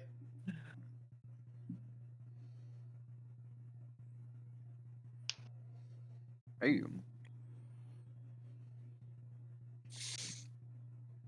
Okay. oh, Ragnarok and Leyless. Cal is a full 2 inches taller than he was a few moments ago. love it. Wow, you have Hey. grown. Wait, he what? He is taller. Wait, he's what? Yeah, yeah, yeah. I mean, it looks like if you want to risk it, one of these, you get a chance to grow taller. Cal, you Callus feel too. taller? Well, I I don't know. It's hard to. I mean, Clothes still fit? well, it's hard to tell because I've had my loins girded this whole time. Let me let this down. Yeah, let that down, yeah. Oh, Um, I don't. Well, no, I don't remember my robes being this short. Oh, for fuck's sake! I mean, that's fucking cool, though. It's not I cool mean, that it I've did- got to get all new robes. I mean, I think you just let him be a little short, you know? It's kind of a summer fit. Really, you think showing a little leg works for me, Merv? I think, I mean, you know better not. Was it worth the pain? Sidebar. Don't try and avoid the question at hand, Merv. Do you think that me showing a little leg works? For you, provisionally, yes. I think so. Oh, Merv, I had no idea you felt about me this way. So was it worth the pain to get taller? Because now I'm giving it some thought. Merv, think you don't you should dare try. change for anyone. I mean, I could use every inch counts down here. Like, Oh, I God. could maybe see over a table when I couldn't see before, and Well, that'd kick ass. Look, I understand. However, just a question. You're the expert on these things, not me. Are we certain that every time someone gets struck by the lightning from this thing, that they will grow? Yeah, good point. Hey, Basar? Yes. Oh, I mean, huzzah. yeah, Basar understands common. Yeah, he comes over. Hey, it's gonna hurt a lot, but you wanna Oh, sorry, he does not understand common, but he knows his name. yeah, I'm talking to him. Like maybe Layla will... Merv, I'll translate for you. Right, okay. Editor's Basar, note. do you wanna get taller? And it's gonna hurt a lot. Okay, and what I translate is, Basar, nod your head up and down, and then, when I finish talking, just turn and walk away. He says, "All right, Uncle, I understand." Cal, what's he saying? Yeah, he does.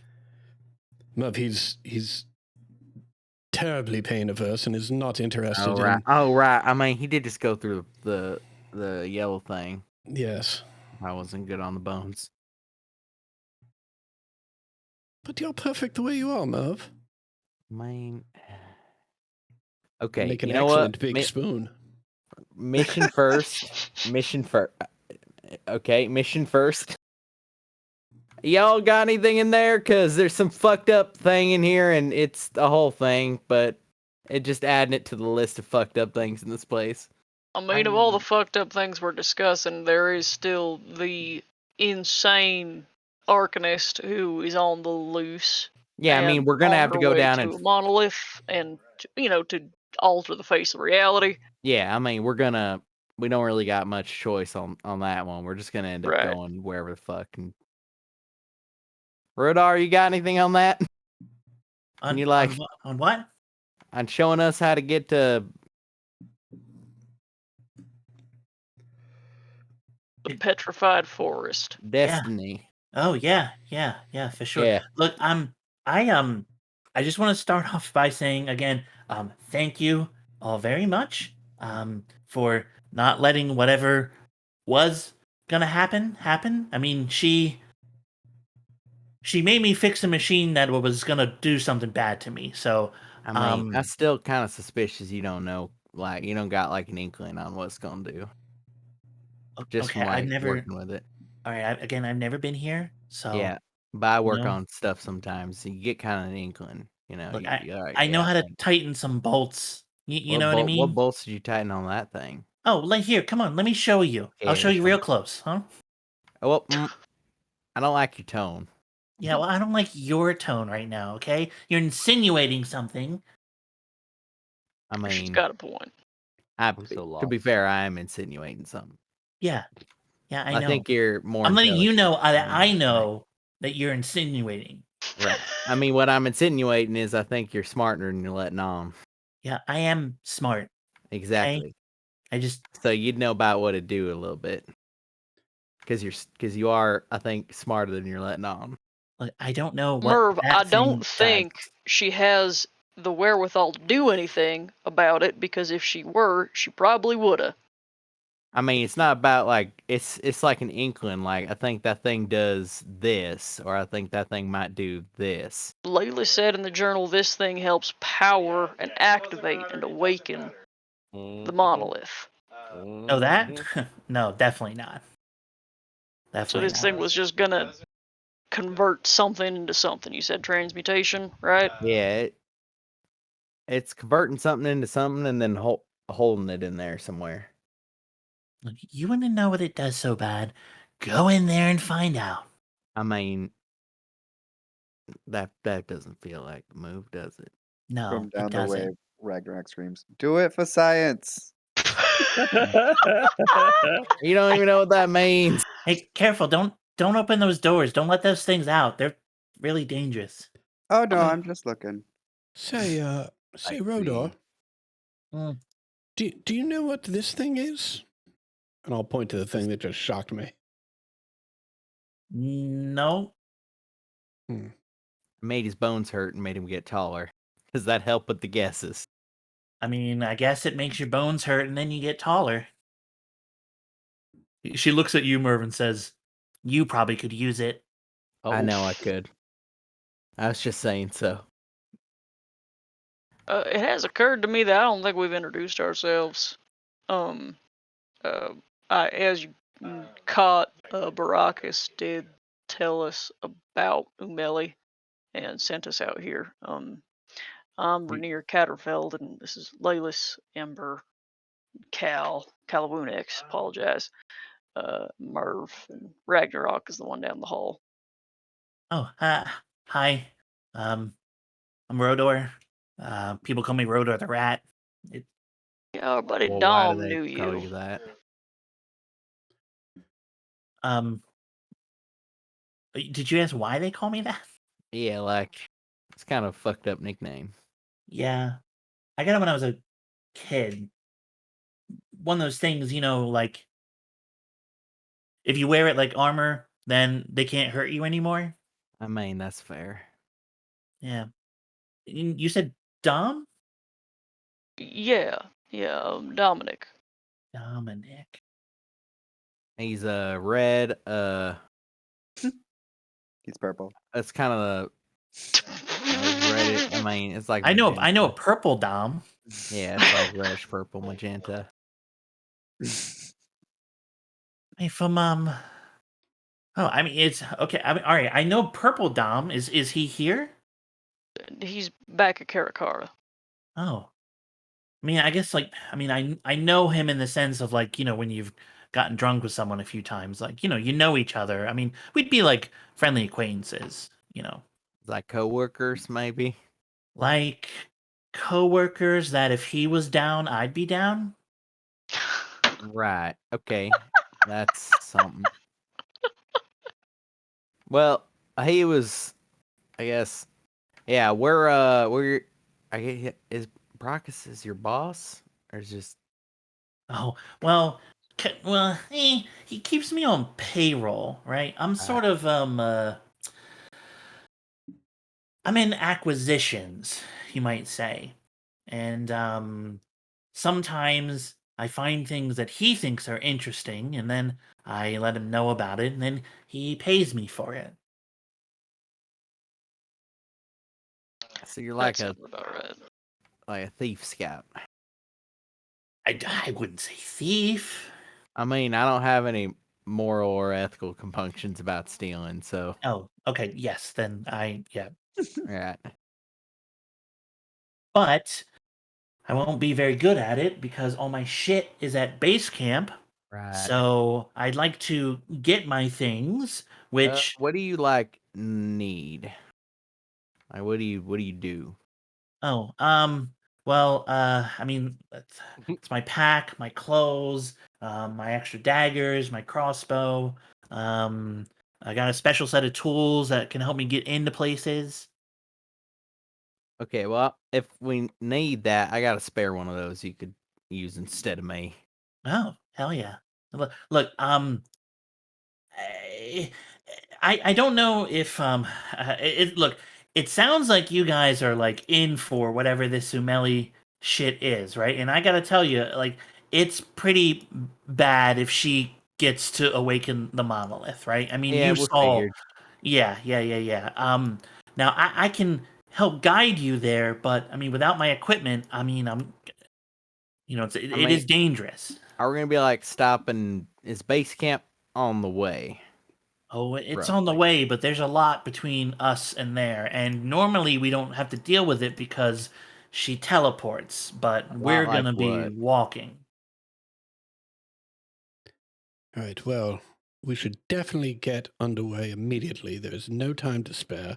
So let's go out. We'll go back upstairs, report to the sphere, Yeah, um, right. have it get a bunch of the Mhm. little goblin individuals together to form sort of an army. We'll take a nice long sleep, get a good meal in us. Maybe a bath while we're at it, since we'll be walking for a long time, and be ready to go in, I don't know, 12, 16 hours? I can't. I look. You guys can go talk to Safeguard. I can't. He can't see me. Really? Does he not like you? No, because I'm. I mean, I didn't do anything to him or it, I guess, and the goblins, but Umeli slaughters them anytime they get in her way, and I'm Mhm. with her a lot of the time. So Um, fair.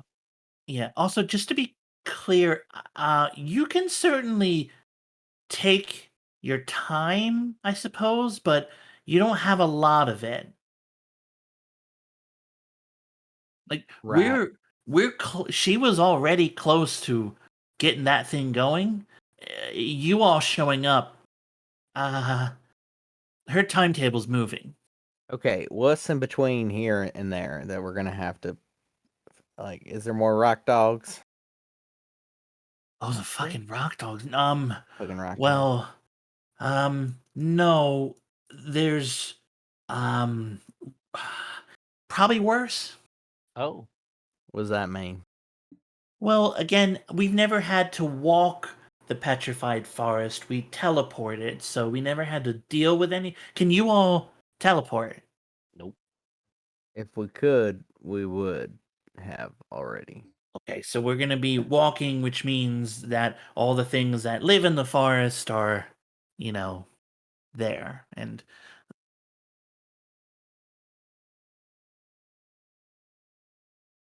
Should get moving if we gotta walk. What's in this middle room right here? It is empty, but there is like machinery that seems like defunct. And Ragnarok, this thing is just like against the glass, like and again, just so you know what it looks like, it's this. Cute. Um, yeah, I'm basically kind of fucking with it at this point, like moving to watch it follow and stuff like that, Yeah. because everything else that's happening is not really my forte. So I'm basically playing and also threat assessment. Yeah, you see, like, I mean, this thing, like, it looks like it could be strong. There's a lot of weird musculature, but it has these strange orb-like protrusions on it. And as you're like fucking with it, Rodor comes up and she says, Yeah, those are the she calls them cipher whites. They have those like those things in them, the ciphers, right? The monolith is like making them, but kind of awakening the ones that are already here. I don't really understand it, but these things, they're like in them. They're real dangerous. Hmm. Fair enough. Well, if you're trying to get out of here, then we're gonna have to crawl. Yeah. Yeah, 1 second. Amber, you got anything? Well, here, this is the thing you handed me. Mhm. It basically kind of shuts people down for a little bit. I don't really. What does that mean? I mean, you put it on the ground and it shuts people's brains down. Like not like kills them, but like you can't. It pacifies people. All right. Does it like? Do you gotta like attune to it, or is it just you got it? No, I think it just happens. Okay, so you set it on the ground, press the thing, and does it like everybody there? You can't tell it who. Yeah, everybody in in an area for a little while. I'm not sure if this is like something you can do over and over. I think it uses up the cipher. Right. I Um, just like open up the drawstring on the bag and sigh. Just put that in here. yep, drop that right back in. Mm, Um, do we want to leave these things? Cal, are you taller? Something's changed. Oh, it's your spine. Your wow, Ted. Horns. That's the wrong. Your horns. There. Got it. No problem.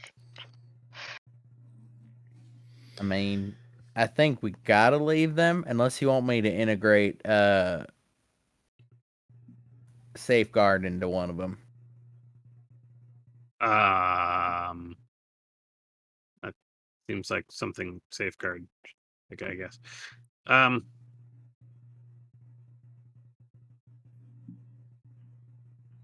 I- mm, Speaking of, should we go back? Hey, Rodor, why are there all these bodies? These sarcophagi? I, Sarcophagi and sarcophagal and There's too many words. Never mind. no, there's something there. There's something there for It sure. was close. It was close. So okay, she's been fucking with this place for years, right? Long before I even, knew who she. Well, I knew she was, but long before I met her, and she's been bringing things in here. She figured out that like the cipher white thing, and she needed bodies to test it on. So she's been bringing I don't even know where she's getting them from. Right? I mean, like I didn't know that she had these many here. Again, like I don't normally come into this place, but she's talked about like how she, you know, is figuring these things out.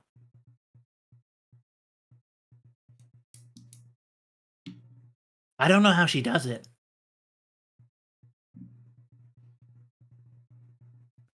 All right, maybe Well, we come back and kill these later then. hmm. So are you all going back up top? I wish.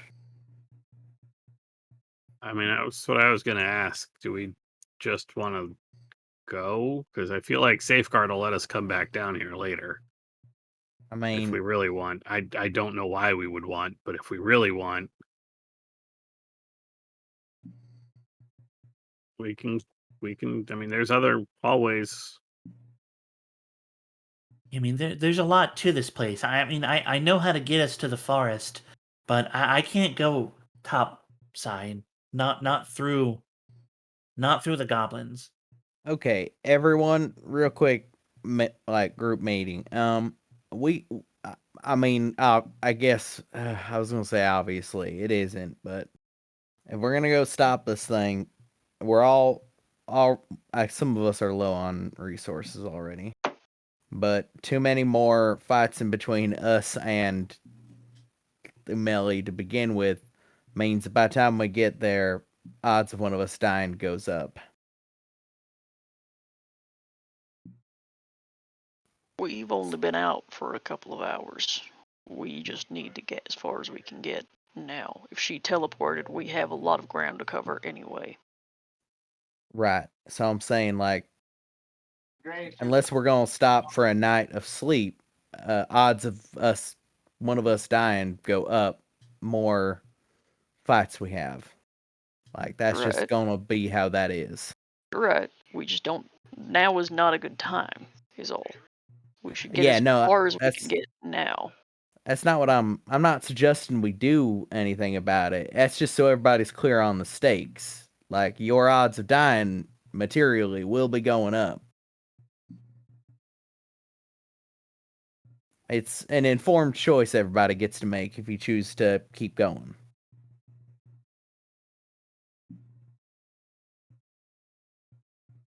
Wait, do we know where? Yes. Does anybody see this thing right here in front of me? Or am I just The crazy? torch on the ground. I didn't know what illogical Lumadad was. Oh, it named it. Sick. God damn it. I was the one that Sick. was seeing it, and I was very much Illogical confused. Lumadag. You know what? A torch is kind of a Lumadag, actually. It is a bit of a It luminary. sure is a Lumadag.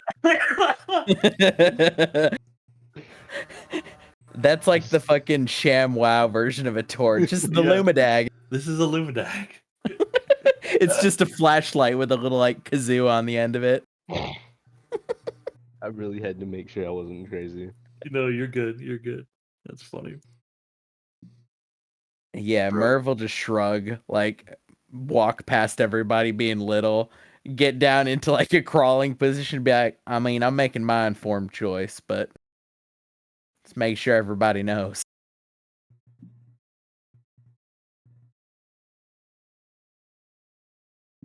So Say who's that running to the death? the petrified forest is under Karakara, and you Yes. cannot pass by safeguard. That's fine. No. I don't think that's gonna go well for me. I mean, She like looks around. I guess I'll stay here. Nah, you're coming with somewhere. us. No, so here's the thing. We do need to get you through in some way.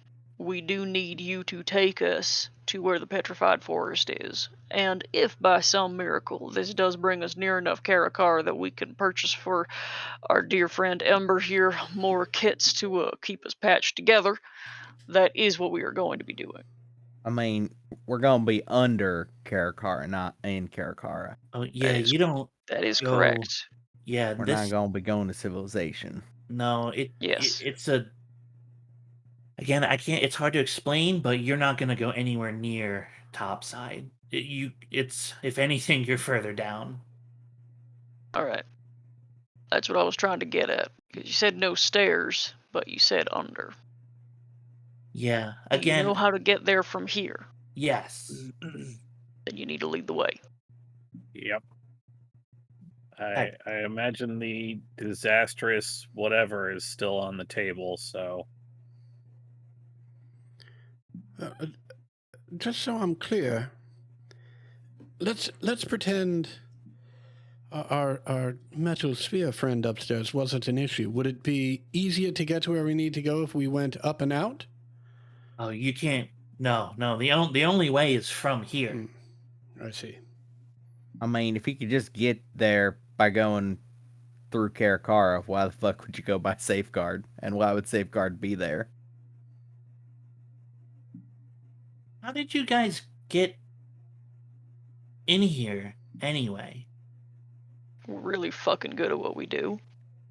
We fucked Safeguard's forces up pretty bad. There's a real fucking big one smashed through a Well, wall. You speak for about it. yourself. A spot of dumb luck too. All right. All right. Let's crawl. Rodor begins crawling and leads you down and Um, down and down. One real quick note. Cal would like to make a mental note of where the hem of his robe falls against his leg right now. Yeah, sure.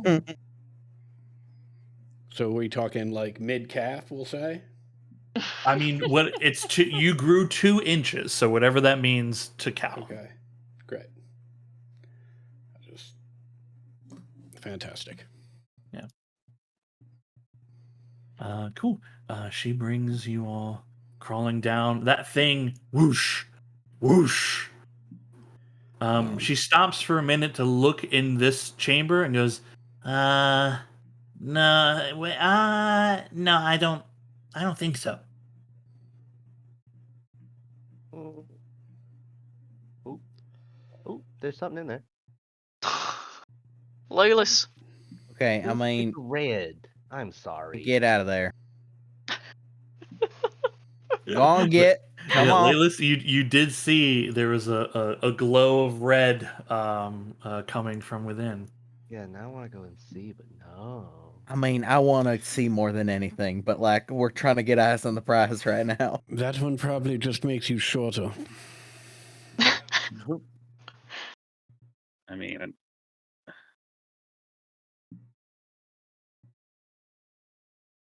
I think that's that's one of the vats. She kind of like stands for a moment and like kind of looks Nope. a bit, and quickly gets back down again as like the worm rockets overhead. I think it's this one. See, again, she teleports us, so it's Were you ever in a room with weapons, by the way? I forgot to ask, but no. right, okay. No. Weapons were Let's see here. Gotta make sure she doesn't make a break for it. I think it's What the fuck is that? Oh, yeah. Yeah, this is it for sure. Oh, what the fuck is that? That's what I said. I'm with you. I don't know what the fuck that is. It's worse down here. I don't know. It looks like a cat. Does kind of look like a cat, but without a head. Yeah, it's fine. What? Is it? She led us into a trap. Throw puncher. Merv, you see there is uh uh uh the vantage point on the map shows it, but like you see there is like a hole, and down in that hole, you see there is a strangely shaped skeleton. Nope. It's multi-limbed, asymmetrical, with 3-fingered hands and a large triangular shaped skull. Okay, does it look like it fell in? Like, is there claw marks in the surrounding hole? The basin, it's like in a basin, so it's only like 5 feet down or so. It doesn't look like it was struggling. Does it share any similarities with the Sirox? No, not at all. Okay.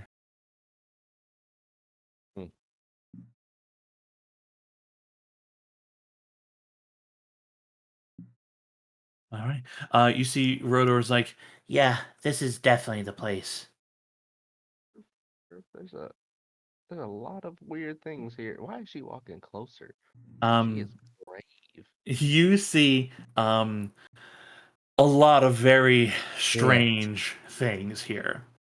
This room being fairly darkened here. You see many creatures, some humanoid, some like nothing you've ever seen. You see one creature that is a insect with a hard carapace, and on its body it is decorated with skulls. This is what its form looks like larger. Although there is no body held by it, but the form to the left of the image is what the thing is. That is these things. Very You much so the you body hanging. see those cipher whites as well. You see strange looking, like the nastiest gnomes you've ever seen, with oily skin, sharp teeth, clawed hands. These little guys here. Um, this is their work. Just disgusting God. looking things. You see a floating jellyfish-like creature with tendrils that lift that draw down onto the, like that lift and float underneath of it. You see what looks like a dog with a humanoid face. Oh, Cute. Hate that. He's got knees. All these things, all these things are reaching, trying to get to this stone pillar, and they are frozen in place. Some have hands extended out. These cipher whites here, um, oop, uh, these cipher whites here, they are like reaching towards these creatures like in an aggressive manner, and they are frozen in place. But they're not Many of petrified, right? Like there's no not stone. There's no stone. They are like, it is like they are frozen in time. One more question, Sean. Mm-hmm. I'm very much curious. What does this one look like? Sorry. That one? Yeah. That one is perhaps strangest of all. There is a floating bone-like head with glowing, like it's like a bone skull with glowing eyes, no bottom jaw, but sharp teeth from the top, and there are like tendrils that lead to a larger stonework body. Yep. Mm-hmm. Again, Mm-hmm. most creatures reaching towards the stone in the center. Creatures on the edge, some of them are reaching towards the other creatures like they were trying to like get to them to eat them. All frozen. Yeah, we're definitely in the place. do you know what any of this is? This just more of her stuff? Oh, no. This has just been here. We don't know what any of them are, except those things. They're down there in the forest. That's good to know. These things are too. That big insect. I've seen one of those. Yeah. I'm partial to the dog thing, but I it's the only one I've ever seen. If I take a stone and just like basically put it on the ground and gently kick it forward just to see if there is a line where it stops moving. You kick a stone forward, Like kind of and into the middle point between these two things here.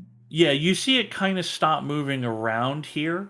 Yeah. But you see it like slowing and then Uh-huh. come to a stop. Yeah, I look over at Rainer and go, I wouldn't go any closer than that. Something is, I don't know if it's the movement it's going fucky or the time it's going fucky in there. Yeah. But the way out's She points past it to the north. the way out's up north there. There's a room with sunlight. You mean we gotta go through it? I mean, I'll risk it. I probably wouldn't walk through this thing, but I mean, we got to get past it. I'll Okay. risk it first. Do not. You will die. I wasn't gonna walk into the group of them. Well, on the wall. I know, but I'm saying I don't think getting within 5 feet of any of them is a good idea if you can help it. If you gotta, you gotta, but Yeah, I don't think we have a choice. I mean, I don't see what's on the other side of the room over there. Too dark. What if I send a recon scout? He's small. Welcome to it. Fair enough. He walks in front of us, he gets caught. We know not to go there. And I just asked Lil Basar if he will walk along the wall to this spot over here. Sure. Sorry, that's not his voice. Sure, father. Yeah, he walks along the wall, comes out, walks around. Father, there's a light. Well, I mean, he made it. He did not slow down, which is a good sign. I'm gonna follow behind him and like hug like right here, close to the wall as I All right. possibly can. You hug the wall, and as you're so close to this large insect creature, like you can see the detail of its carapace, the bodies, the skulls that it has adorned itself with.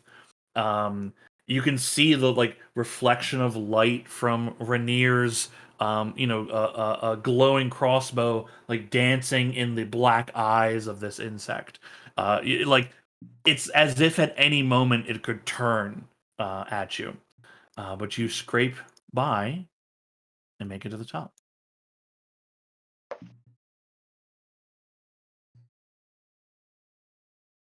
Aha! All right, who's going next? I'll go.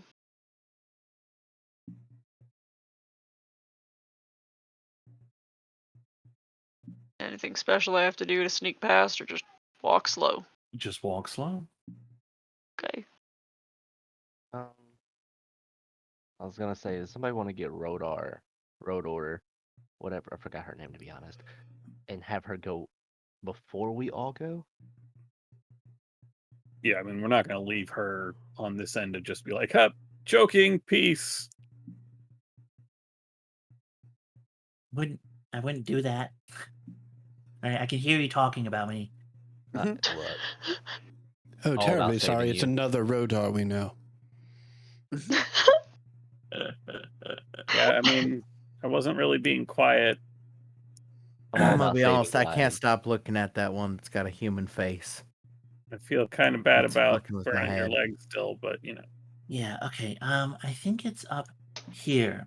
Ember, you're like looking back at these creatures and whatnot, and you also see coming from behind, from the chamber back here. You see the cipher whites, the ones that were in the cells, not the ones that are in the cells, but you see two of them are just freely moving right now, and are Time to like go. directly approaching your group. We got Time to go. incoming. Run, Time run, to run, go. run, Time run, to go. run, run. Oh, wait, go, go, go, go, go, go, go, go, go. What? Run. Couple of those things. Yep, no questions asked. Um, Huzzah! you see, I'm going to wait to be the last one through this hall. Yeah, Rainer's Okay. gonna do hero shit. these things begin following how you all moved, right? You see Rodor runs into the center of this let me describe this room here. These white circles are like spherical metallic orbs of liquid like Safeguard was, but they are smaller. And as Rodor steps in, you see they each of the orbs ripple, and then like her face appears on the orbs as they all like turn and look inward at her. The light that is coming down is emanating from the ceiling of this chamber. It is pure sunlight. Is somehow coming down and filling into the center of these orbs.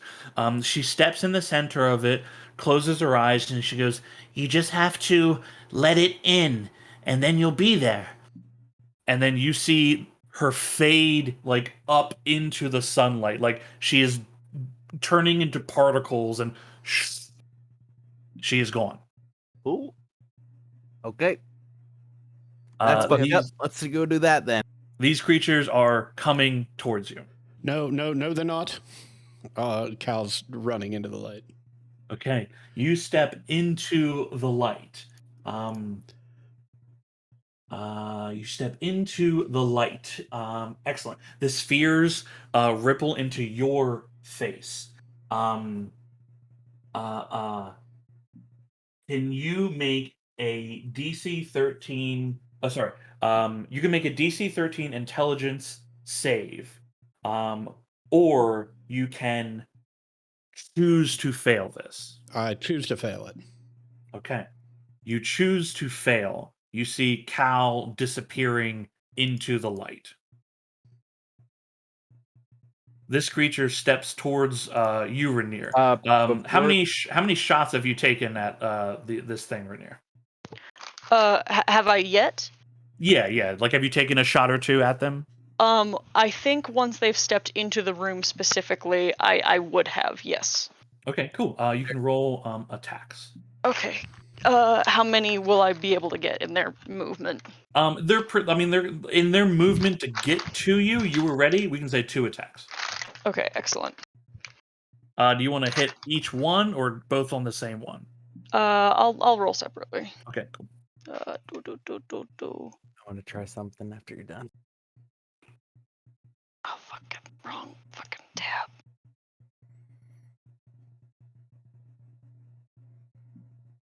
Bone, Idol, or Sima. 18 hits.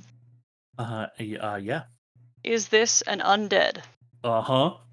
Haha. So we'll do the additional 1d4.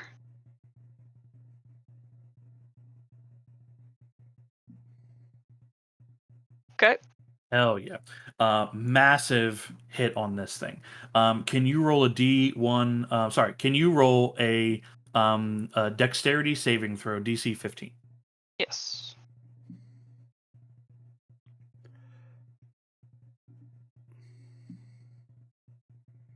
Fuck. I'm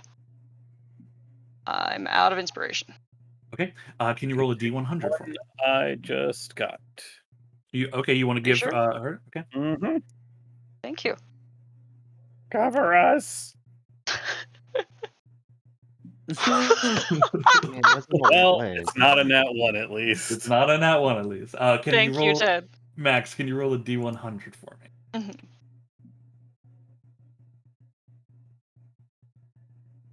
54.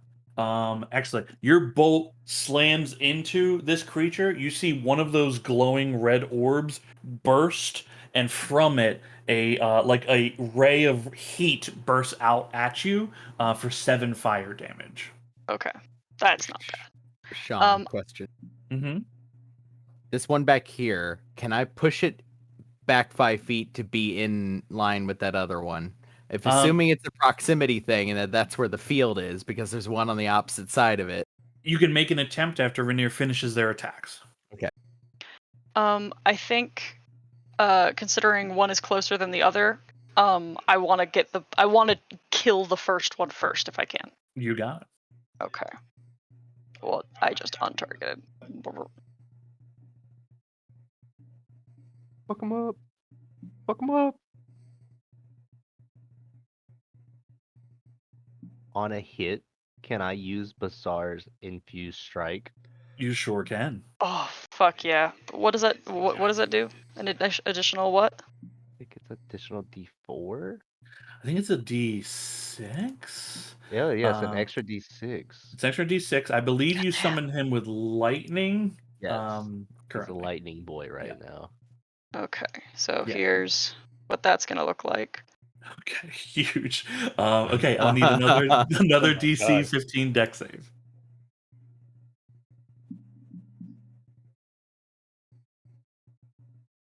Okay. There you go, baby. Excellent. Just Nice, taking nice, that. Okay, cool. Excellent. Okay, Merv, you want to try to push the thing? It's a strength save, right? Yeah. Okay. 14. 14. Okay, it rolls a 10. You want to push it into the one here? Yeah, well, essentially into the line, because from what I can see, that is equidistant to the one on the other side. In other words, it should be in the field of slowdown. All right, you So it just needs shove to get 5 feet back. you shove it back. It slams into this creature, and you see it solidify in time. Okay. Merv like fucking fist pumps to turn around and go, okay, we gotta fuck off now. That's all I got. You know where we're going? Into the line. Okay. Rainier, this thing strikes out at you. That is going to hit. I'm gonna use my reaction for a blood curse of the eyeless. Okay. It does feel like it's got a lot of eyes. I can see him. Then the roll. A good question. Do you think you could see out of all of them? Oh, it didn't. Best not to think about. In mine. -2.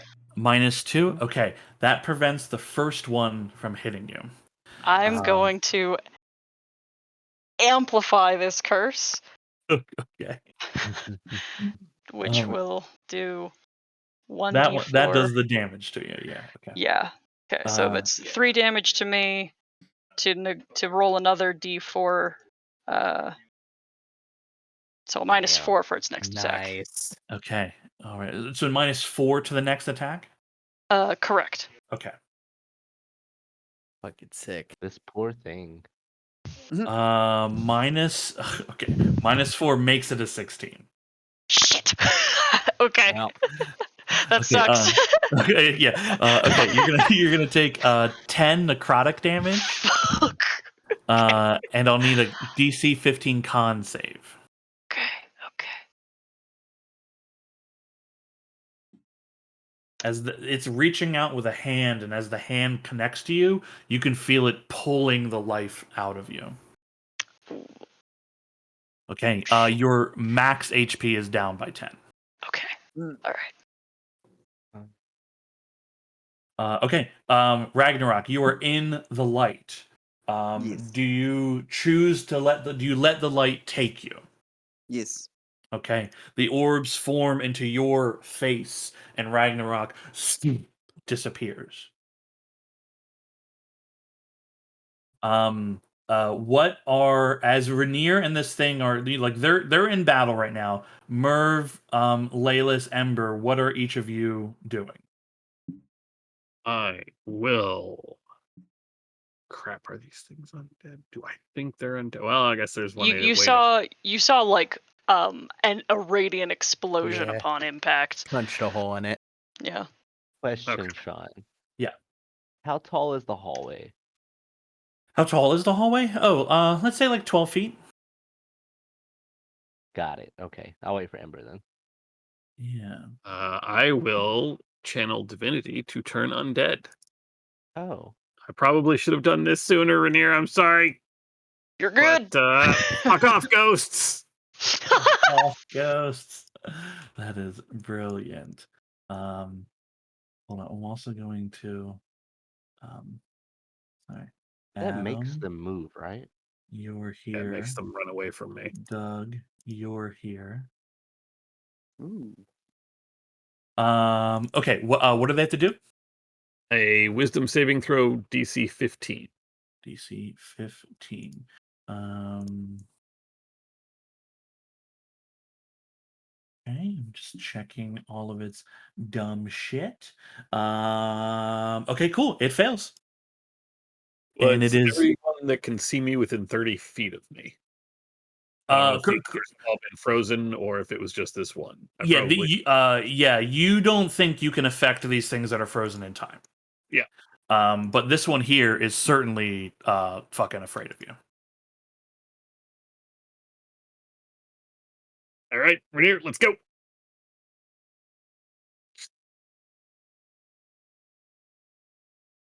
Um, I will back up. Nope, I'm standing on Bassard. Never mind. He can move. He can move.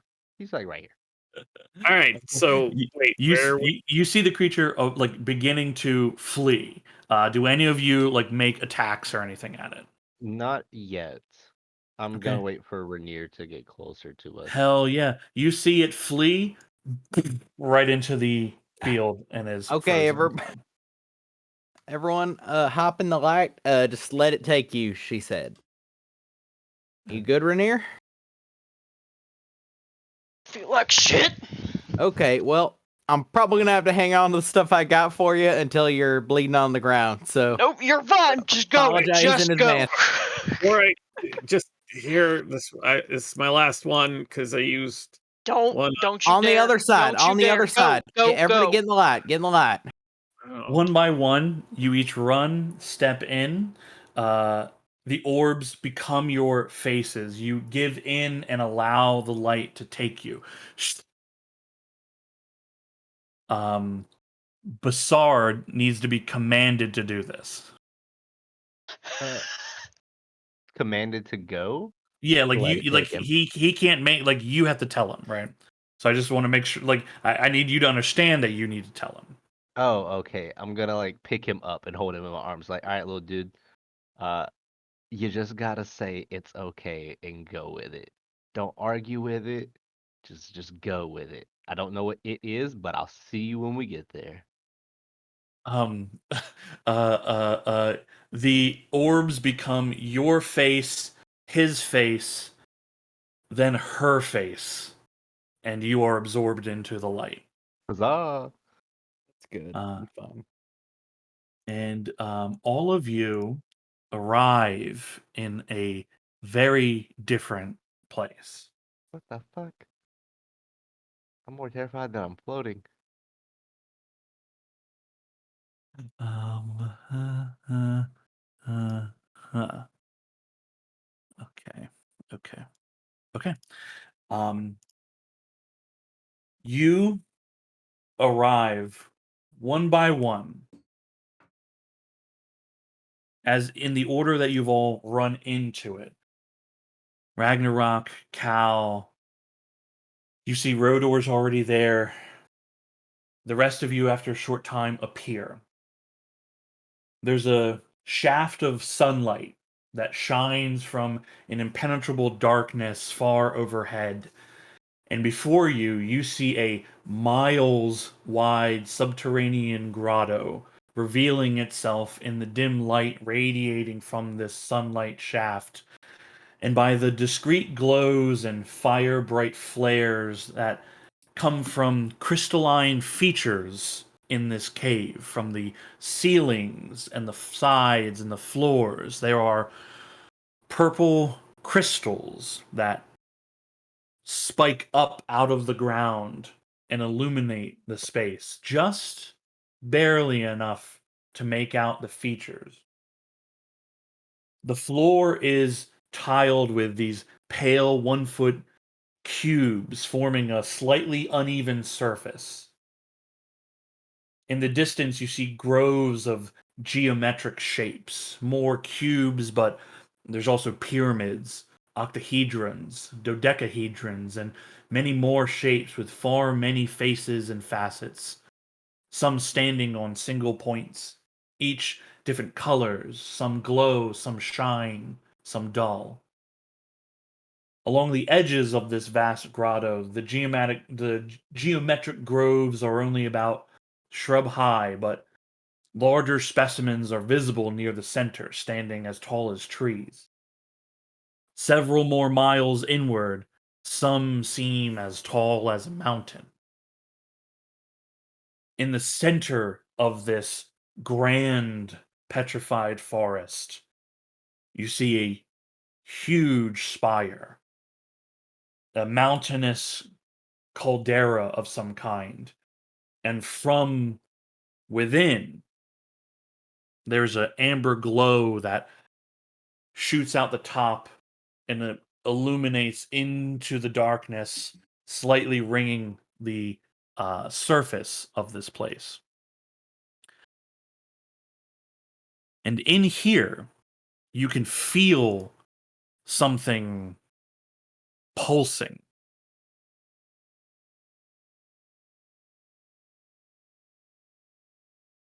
Uh, does this look like the thing that I saw? Rainier, you take a few steps out of the sunlight. The warmth of it is wonderful in this moment. Stepping away from it, you feel the chill of this place and look out upon all there is, and your mind cannot help but make the connection of the vision you saw. You are meant to be here. Ooh.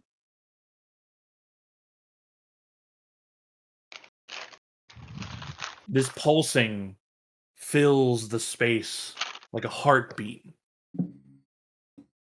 And you can hear dulcet tones in the background, like a song you almost recognize, but it's just in the back of your mind.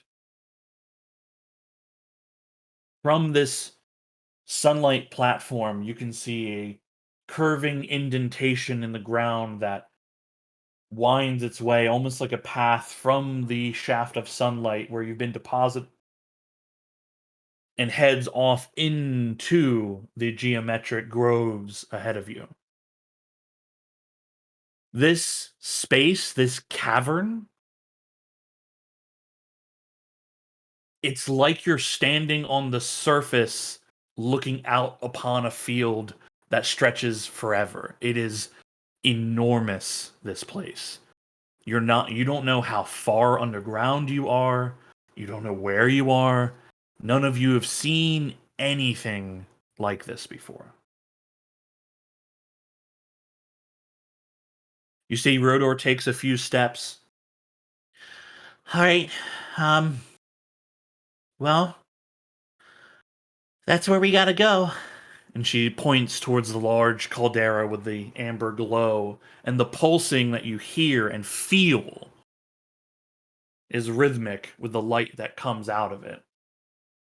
That's base camp.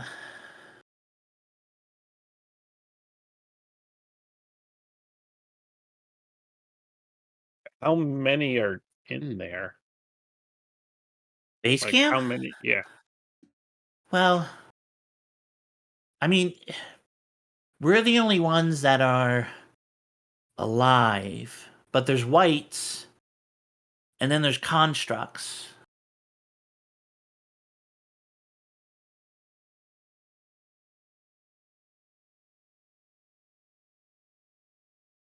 You said constructs. Yeah, they're not like the golems in Bastion. They're different. I mean, more advanced. But I'm reminded of them, which is weird, right? Like, it's like they're similar in a way, but I mean, I can't really put my finger on it. Some of them mostly they just help out moving stuff, but I don't know. There's maybe a dozen or so. Did she tell you how she found this place? I don't really know. I mean, we talked about it a bit. I mean, she was tight-lipped for a while, right? But you know, you get someone drunk, sooner or later they're gonna spill some beans. She said she was looking for something from the past, right? That's like what she did for the Arcanium, right? She was like a teacher, or field researcher, or something, and she just came across something old. It brought her to Karakara, and then she found the temple. And she figured there was something beyond that locked door, you know? And I mean, she can get past it, no problem. And then that's when from what I understand, that's when the whole safeguard thing started happening. And look, I mean, I don't know how long she's been doing this. I mean, at least like 6 years, 7 years.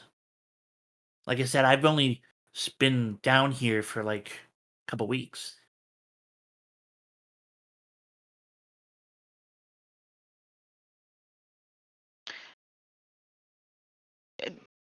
And she pointed to where base camp was, right? Yeah, she's pointing towards the caldera with the glowing amber light that's coming out of it. Uh-huh.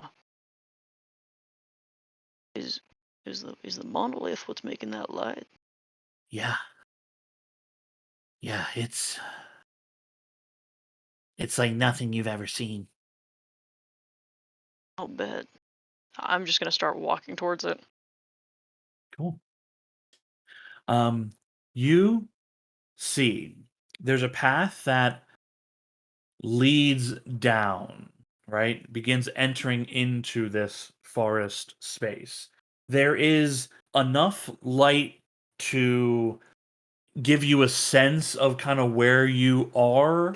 But like the place is very large. Some of the distances are a little hard to judge just because it's like it's light but dim, but sometimes not.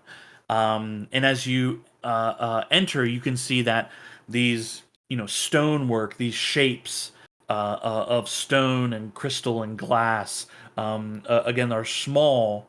But as you would traverse this path, they are going to become larger and larger and larger. Um, the path ahead, well, Rainier starts moving. What is everyone else doing? Ember will follow. Ember will follow. Wait. I got. Are you sure you don't want the last bit of healing I got? I won't be able to heal Rodor again for a little while, and I don't think I can heal. No, we rested. Never mind. Yeah, I just can't heal Rodor. Right.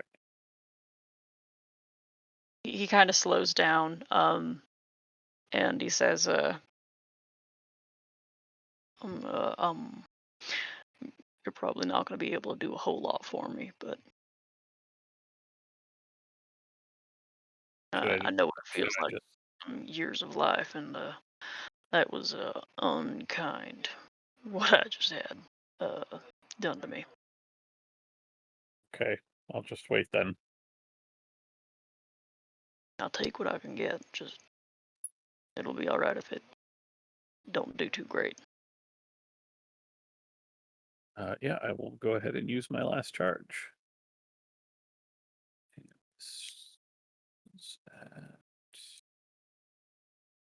That is 10. That does me a whole lot of good right now. That's it though. My kit's tapped out. I'll have to wait till we get back to, well, somewhere not here. Right. And I don't mean to be grim, but if I don't make it back, I think that might be all right. The fuck are you I'll talking about? What the fuck is wrong with you? No, it's not. That's place. Willie Duck. Well, no, I've seen this place. This is. I don't think it's the exact foretelling of the end, but I mean, this is. I don't know what it is, but I know what this is. You don't know what this is, but you know what this is. I, when I Did that thing bonk you pretty good? when I went to the temple, this was shown to me. Whatever it is, I'm supposed to be here. Don't know what that means, but I mean, this is right. Whatever it is, whatever happens, happens, and I'll be okay. It's the dumbest fucking All right. thing I've ever heard. Yeah, I'm inclined to agree. What's going to happen is we're all going to get the hell out of here after we. All right, let's just. All right. Yes. Lead on. We're Lead just on, Godblood. Lead on. I don't have any weapons, so I'm just gonna kind of hang out in the middle of you Now, all. here, take this. Back from that. I hand her a fucking sling and some rocks. She looks at it and goes, The fuck am I supposed to do with this? I mean, I Um, don't know what your level of uh, proficiency is. I figured throw a rock at somebody with a fucking sling. Throw a rock at. We're throwing rocks right now. This is what we're. I mean, if you're throwing them fucking fast, you ever used a sling? No, People fucking die. looks Would you dumb. rather have a javelin? And Ragnarok will have a javelin. Here, fucking take a dagger too. Oh, dagger, I'll take you. And take a dagger. Oh, okay. I don't think I can throw that very good, but Don't thank throw you. the dagger. I'd probably, honestly, I'm probably better off with the rocks. I mean, okay, take the dagger for if they get close. Take the fucking sling for throwing rocks if they get far.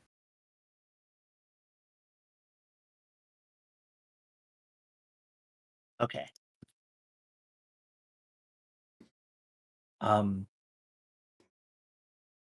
you begin your trek.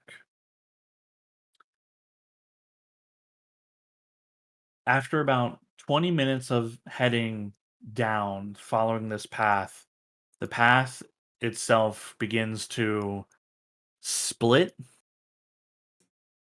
You can see in the distance there are large pieces of these stones that are moving and walking. And Rodor points to one out, and this is like it's miles away, so this thing is enormous. Rodor points to one and says, "We call those the geomorphs. Some of these rocks are just fucking alive, right? We got huge ones there, and then over there, colossals. And you see ones that are twice as large. Just fucking gargantuan sized rocks that are moving through and carving pathways. The same pathways that you're walking on. Whoa. Told you I've never followed these paths before, really, right? No, you did not. Yeah. You see the path splits to the left, splits to the right, and the one to the right also splits again after a short distance. And in between are pillars of the rock. Now you can move off the path. It is walkable. Portions of the rock becomes like walking through a forest as you're moving through the spires of the rock and crystal and the shapes. Um, you can see why they call it the petrified forest. Although no trees. So the choice you have is you cut left, you cut right, or do you cut through and go off path?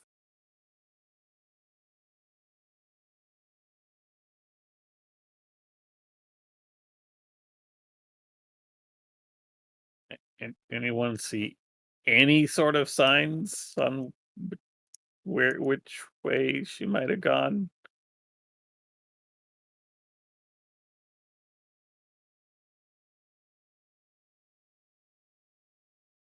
No. No. Okay. Um, I'm just here to be a follower right now. This is not my forte of areas.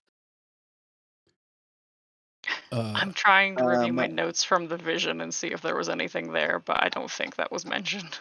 Looking down at the ground, can I look for any footprints? Yeah, you can look for some footprints. Give me a survival check or investigation check. Your Ooh, Ragnarok is he sniffing on the ground. is he more like perception based? Actually, he has a higher intelligence, Okay, uh, but I just happen to be proficient in survival, which is I why I got rolled you. it. Yeah. You look down. You see your footprints. Um, you also notice um, larger footprints. You notice a lot of different things have been coming through here. You're not quite sure what's making the tracks, but like this place is not devoid of life. There are things here. Um, I got a nat one, so this is probably a no. But does either one have less amount of foot traffic? Hard to tell. Yay! So to try to help Ragnarok, my favorite enemy is undead. Can I see if I can find the what you call them things? Any any tracks of Shambling footprints. the white things that we The just ran into? whites, yeah. Let me take a look here, cause your stuff here. Okay.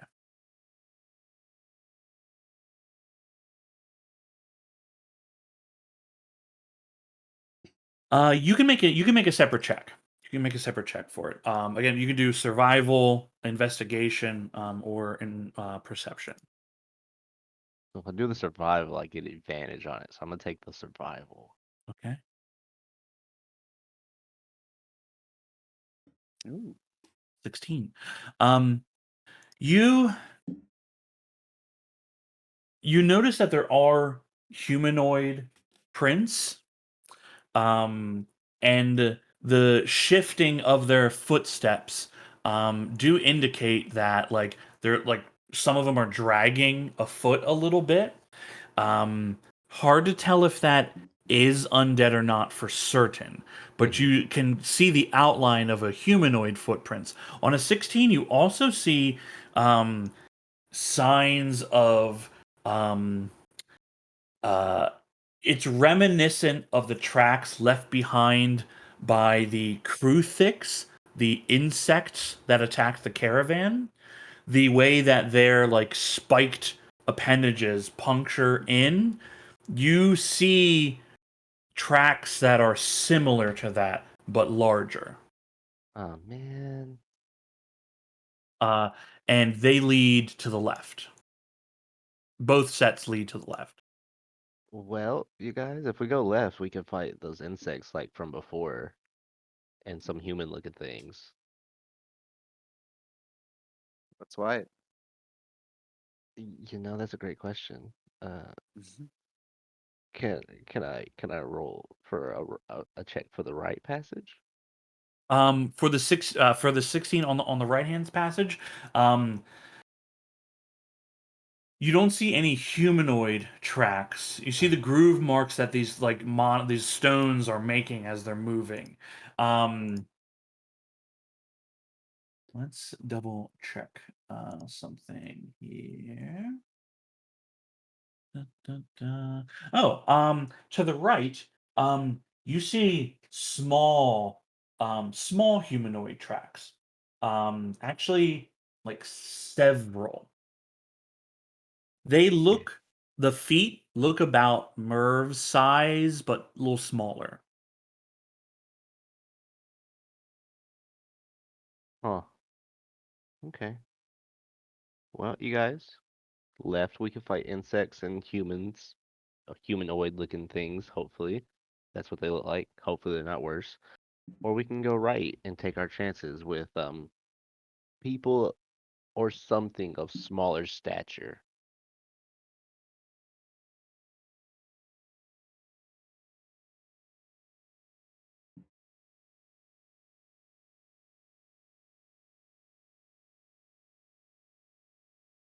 Know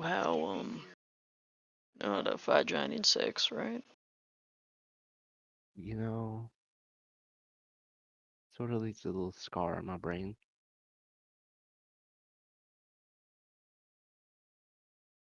'cause there's Well, no telling how many. I mean, the only small things down here are the little nasty little things. Um, they call themselves killists. Oh my god. Don't sound friendly. Yeah, we kind of stay away from them. Like, they're- imagine like a gnome and like a wolf got fucked up and had a baby. Are Hmm. those that thing that kidnapped me? I mean, could be, could be. Um, um, you hear Basar speak up in Draconic to you and says, "Father, the Yes. language." What language? From the arch. Okay. You're hearing it? No, I know it. It's it's killist. Oh. Um, Basar speaks their language apparently.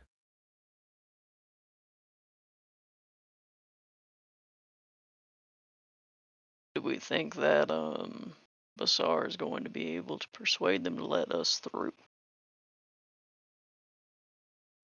More so than giant insects. That is very much true. At least this way we have a talking chance. I'm sorry, your little weird lizard thing speaks their language. Yep, Apparently. we learned this a little bit ago too. Wow, you guys weren't kidding. You are good.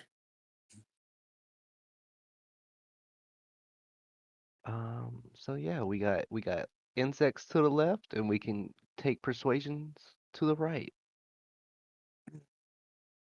We might need to come up with a script for Bazaar, but we could, try You can think of him more as a translator. that too. I say white. Right. Okay. Well, everybody else?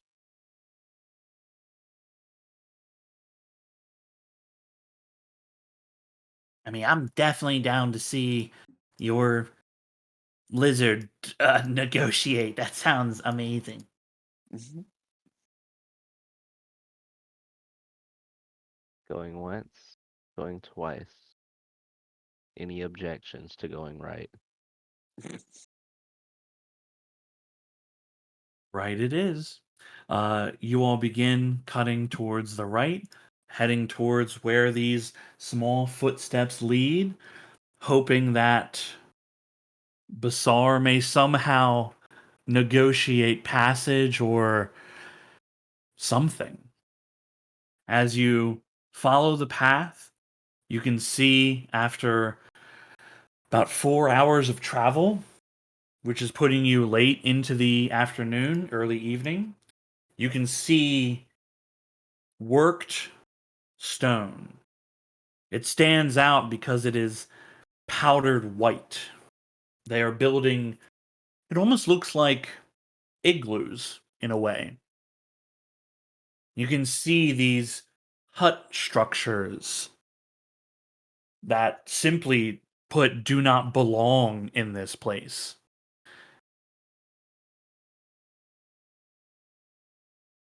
And as you make your way there, we'll pick up next week and find out what happens as you approach the Killist village. You. Ooh. I'm slightly traumatized if it turns out to be the things that kidnapped me. I think those were measles, we were told. I don't know if that was in or out of game though. I think you guys found out what they were. I Okay. wrote it in here somewhere and I don't remember where. Yeah, I think you guys found out. Um, All right, hey, made it out of the weird place into an even weirder one. I had a vision of this place's creation, and am down a third of my hit points. nothing. It's nothing. You're It's fine. it's not that bad, but it is not good. Yeah. Yeah. This is you down here. That's you Yeah. running. I am curious if your max is still higher than Cal's. 26. Your max is exactly what Cal's is. Yeah, made quick peace with the fact that Rainier might die in this encounter, like in this boss fight, because 26 is not a lot of playroom. A little tough. A little tough. But hey, I mean, honestly, pretty good. I mean, you encountered Umeli, Hmm. um, got a little idea of what her whole thing is, saved Rodor, which is pretty awesome. I will tell you the other group did not. The first group did not do that. Um, yeah, amazing, amazing. And Cal grew taller. So good. So funny. We gotta So go find good. him a new outfit. Yeah. I'm sure that'll be fine. Just drop the hem. You'll be fine. It's just his horns. It's fine. Well, what we don't know yet, right, is he's grown 2 inches. Is that it? Is that it? I will put your mind at rest. Mhm. You just grew 2 inches. You didn't take any damage. There's no parasite coming to pop out of your brain. I've never been more certain that Cal's going to die than Sean assuring me that everything's fine. Everything is absolutely fine. Right. I can't Just have had you your all bones transmuted terrified away. to like touch things, right? Like some things are weird in this game, yes, but not everything is here to do harm, right? That's debatable. It's debatable. Yeah. Yeah, in this place, everything is here to do harm. Yeah, I mean, look, there's a lot of things that are. Also, Ember, are you keeping track of the cipher, or do you want me to? I can transfer that back to you. It's up to you. Uh, I guess I have the bag of holding, so unless it's how big is the thing? Unless the cipher specifies like that it is like real big, Yeah. because there are some ciphers that are like 8 foot long. Yeah. So most of them are assumed to be you can hold it in a hand. Okay. I mean, so if you want to like keep it, Ember, that's fine with me. okay. Since you actually know what it does, like you could describe it to me, but I don't fundamentally know because I didn't identify it. Yeah, it's one of those things like you can say like, "Hey, I explained it to you," and then you Mhm. can understand it because your identification like fully explains how the whole thing works. And the ciphers work like they activate, right? It's just you use an action to do something to turn them on, right? Um, and they are all single use unless it specifically says otherwise. Some of them will say this can be used more than once, or it will say like, it'll have it in the like the last of the text, right? And that So one there just shuts all brains down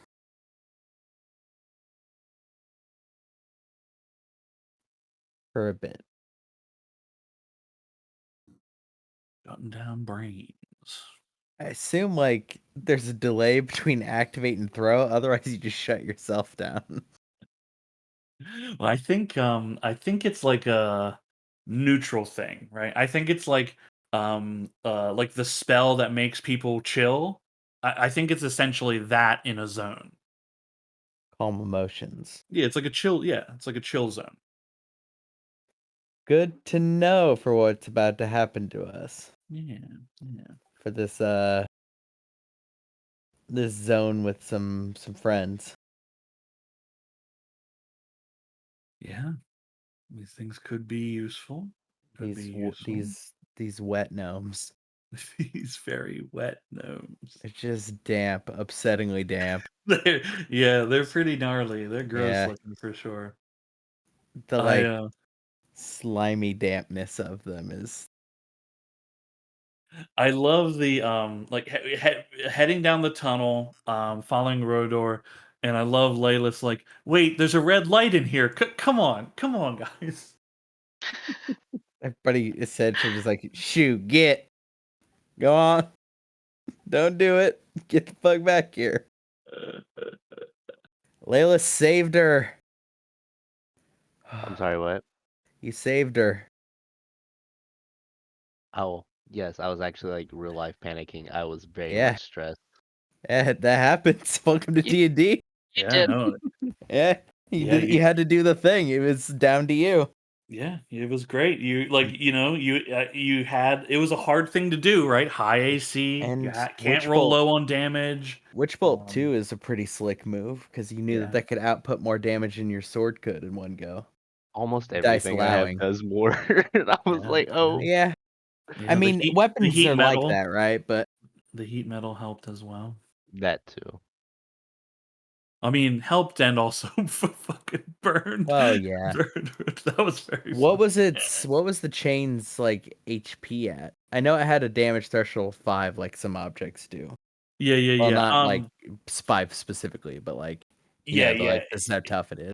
Yeah, it needed so like without the heat metal, it would have been like almost 20 HP, Oh, right? yeah. But with the heat metal, I brought it down to, like about 10-ish, Made it So I needed malleable. you needed to see like a big amount of damage onto it.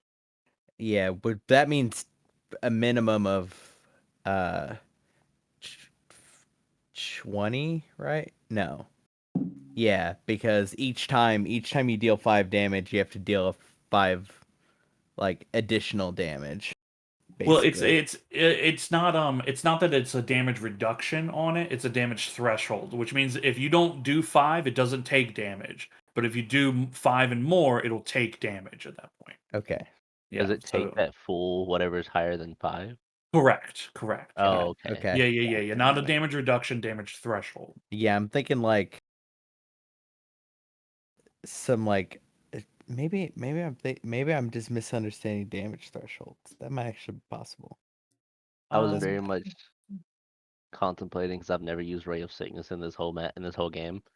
I was like, does this do enough? Or does the off chance that 2d8 plus 1d6 is definitely going to break? well, I'll The tell you only this. problem you may run into with Ray of Sickness is that it's a creature and also poison, not acid. Yeah, you can't Ah, you would know you cannot poison an object, yes. right? Because That there's part I no was very much what structure could it poison, right?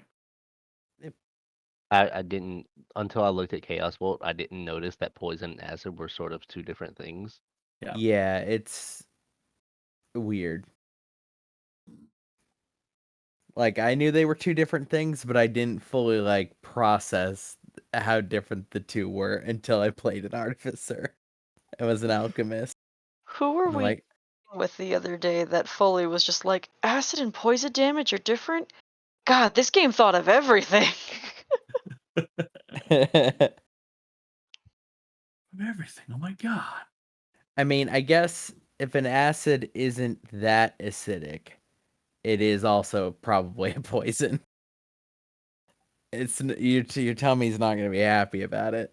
If when is an acid not a poison? When is a poison not? Well, true. Not all poisons are acid. Right. Not but all poisons are acid. many poisons are acidic, Yeah. probably. Yeah. Or do you think they're base? Jess is coming in saying no, they're basic. That would make You think more. most poisons are basic? If they're gonna be acidic, you're just gonna get heartburn. For poison. So the Bitter detects. That makes sense. Oh, okay. Bitter detects. This is why she has the PhD. Bitter detects alkalines. So you're by like tasting the bitter, you're tasting something that's basic. Or sorry, sour. No, sour. Sour is acidic, which yeah, that checks out. See, this is why she has a PhD. My wife.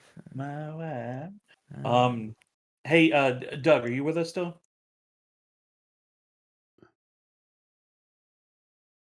Maybe not. I just wanted him to swap his character on D&D Beyond. So Ragnarok was the active character. Now he just muted. Do you think he muted on purpose? Do you think he just- Yes. Switch to my phone. What did you guys say? Oh, hey, are you can you go into D&D Beyond into our campaign and can you claim Ragnarok as the character and then deactivate Dominic? I'm sure I could.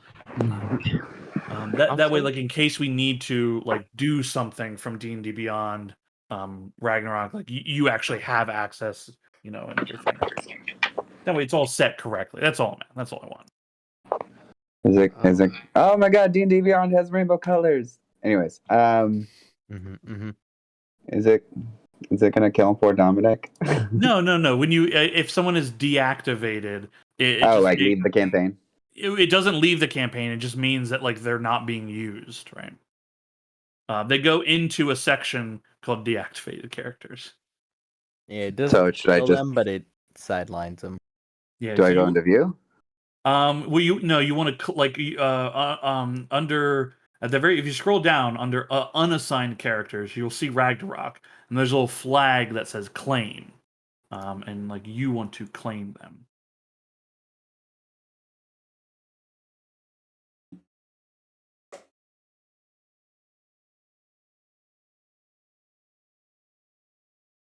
Yeah, I am not seeing this.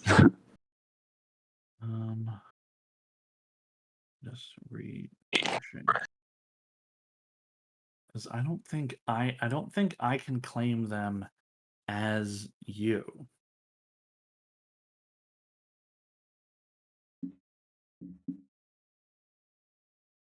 Yeah, if I try to claim Ragnarok, it'll give it to me as like my personal account. I can make Dominic leave the campaign. Well, okay, so if I can deactivate Dominic, right, which I've just done. And so Dominic is now under deactivated. But so when you look at the list of characters there, you don't see Ragnarok? I see Ragnarok. I have view, edit, copy, delete, leave campaign. Oh, okay. And then when I go into view his character sheet, I don't see anything about claiming either. That's weird. I'm going to claim it and see what happens. Because I don't know. I don't know if it's like a weird like a DM thing, you know? Hmm. Claim.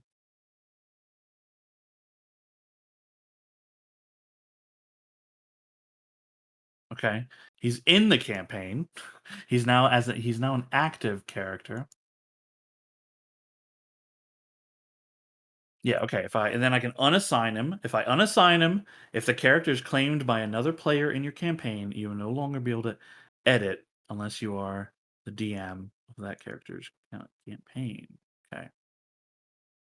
Yeah, because if I look at Ragnarok right now, it says player is me, not player is you. Mm-hmm. So if you look at Ragnarok, what are the options that you see? Let me refresh. I do not see Ragnarok anymore. Okay, do this. Go to collections. Yep. And go to my campaigns. Okay. Recommendation New Dawn. And click view campaign. And you probably see Ragnarok there as an unassigned character. Yes. Yeah. Claim. Click claim. Ah, okay. Yeah, we were not looking at the same place. Thank you. All right. Night, Max. Okay. Cool. Now I see unassigned and leave and whatnot. Yeah, okay, cool. I also see Kriya's Solar Roar. Yeah, don't know. I do not know. Was that like one that you made? Me? No. Yeah, no. I don't know who that is. Who's making a Leonin fighter? That was me. I was looking at stuff and I was like, what does this one do? Oh I, hell I yeah! was trying to figure out how to hide that. I was like, I don't want to take up extra spots. Well, maybe if Leyless dies, the solar roar will rise. Uh, it wasn't intentional. I was just, well, it was intentional. I was making it, but not for that. Yeah, I no, was no, like, you're good. You're good. You're good. Yeah, I just wanted everybody to be like the campaign to be accurate. In case like we need to do something from here. That way, like your roles are caught by D&D Beyond's like game log and all that kind of shit. mm-hmm. That's the only reason why I was asking about it. Um, cool, cool. Well, I hope you guys had a good time. We got Oh to yeah. explore more of the facility. Um, it's a shame that the mission priority kind of uh, uh, made us move past some of the rooms. Um, um, but you did get to fuck with some shit, and that's the important part. Is like, what is this weird shit? I was especially proud, Merv, of you shoving the cipher whites into the time field. That was very, very cool. Yeah, when I saw it on the edge of the room and I saw it coming, I was gonna do it to the one that was about to get to Rainer, but then I was like, okay, no, that plays out. But I saw the second one and I was like, oh no, Merv spent time figuring out how this thing works. Like I specifically fucked around to not for any other reason than curiosity initially, but it followed then that like, oh yeah, the other one's there, and I'm pretty sure I know where the field is. So I just got to move him into the field. It was good. It was very good. Yeah, good thinking. Are they? Because it's not going to matter. Are they frozen or slowed down? They are locked in time. Yeah. So theoretically, from their time, they could be going in real time, but we wouldn't know. Oh yeah, yeah. I will tell you that they are moving in their own real Yeah. time, but It's to the outside observers, they are absolutely frozen. Yeah, and everything that is outside of the time relative to them is invisible because the photons are moving too slowly to actually get information into their eyes. Yeah, each one of those creatures is reaching towards that Yeah. stone, and it will never make it. It's why it's there. Who knows what these creators have done?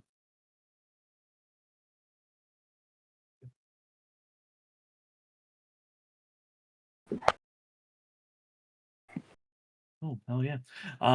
Great. Well, hey, I'll let you guys go. And we'll see. Is everybody good for next week? Yeah. Yeah, I'll be here. Yeah, 21st. Yep. Okay, cool. Hell yeah. Thanks, Sean. All right, great game, guys, and I'll see you next time. Good night. Alright. I'm also going to turn in. Good night, Yep. everybody. Good night, everyone. See ya.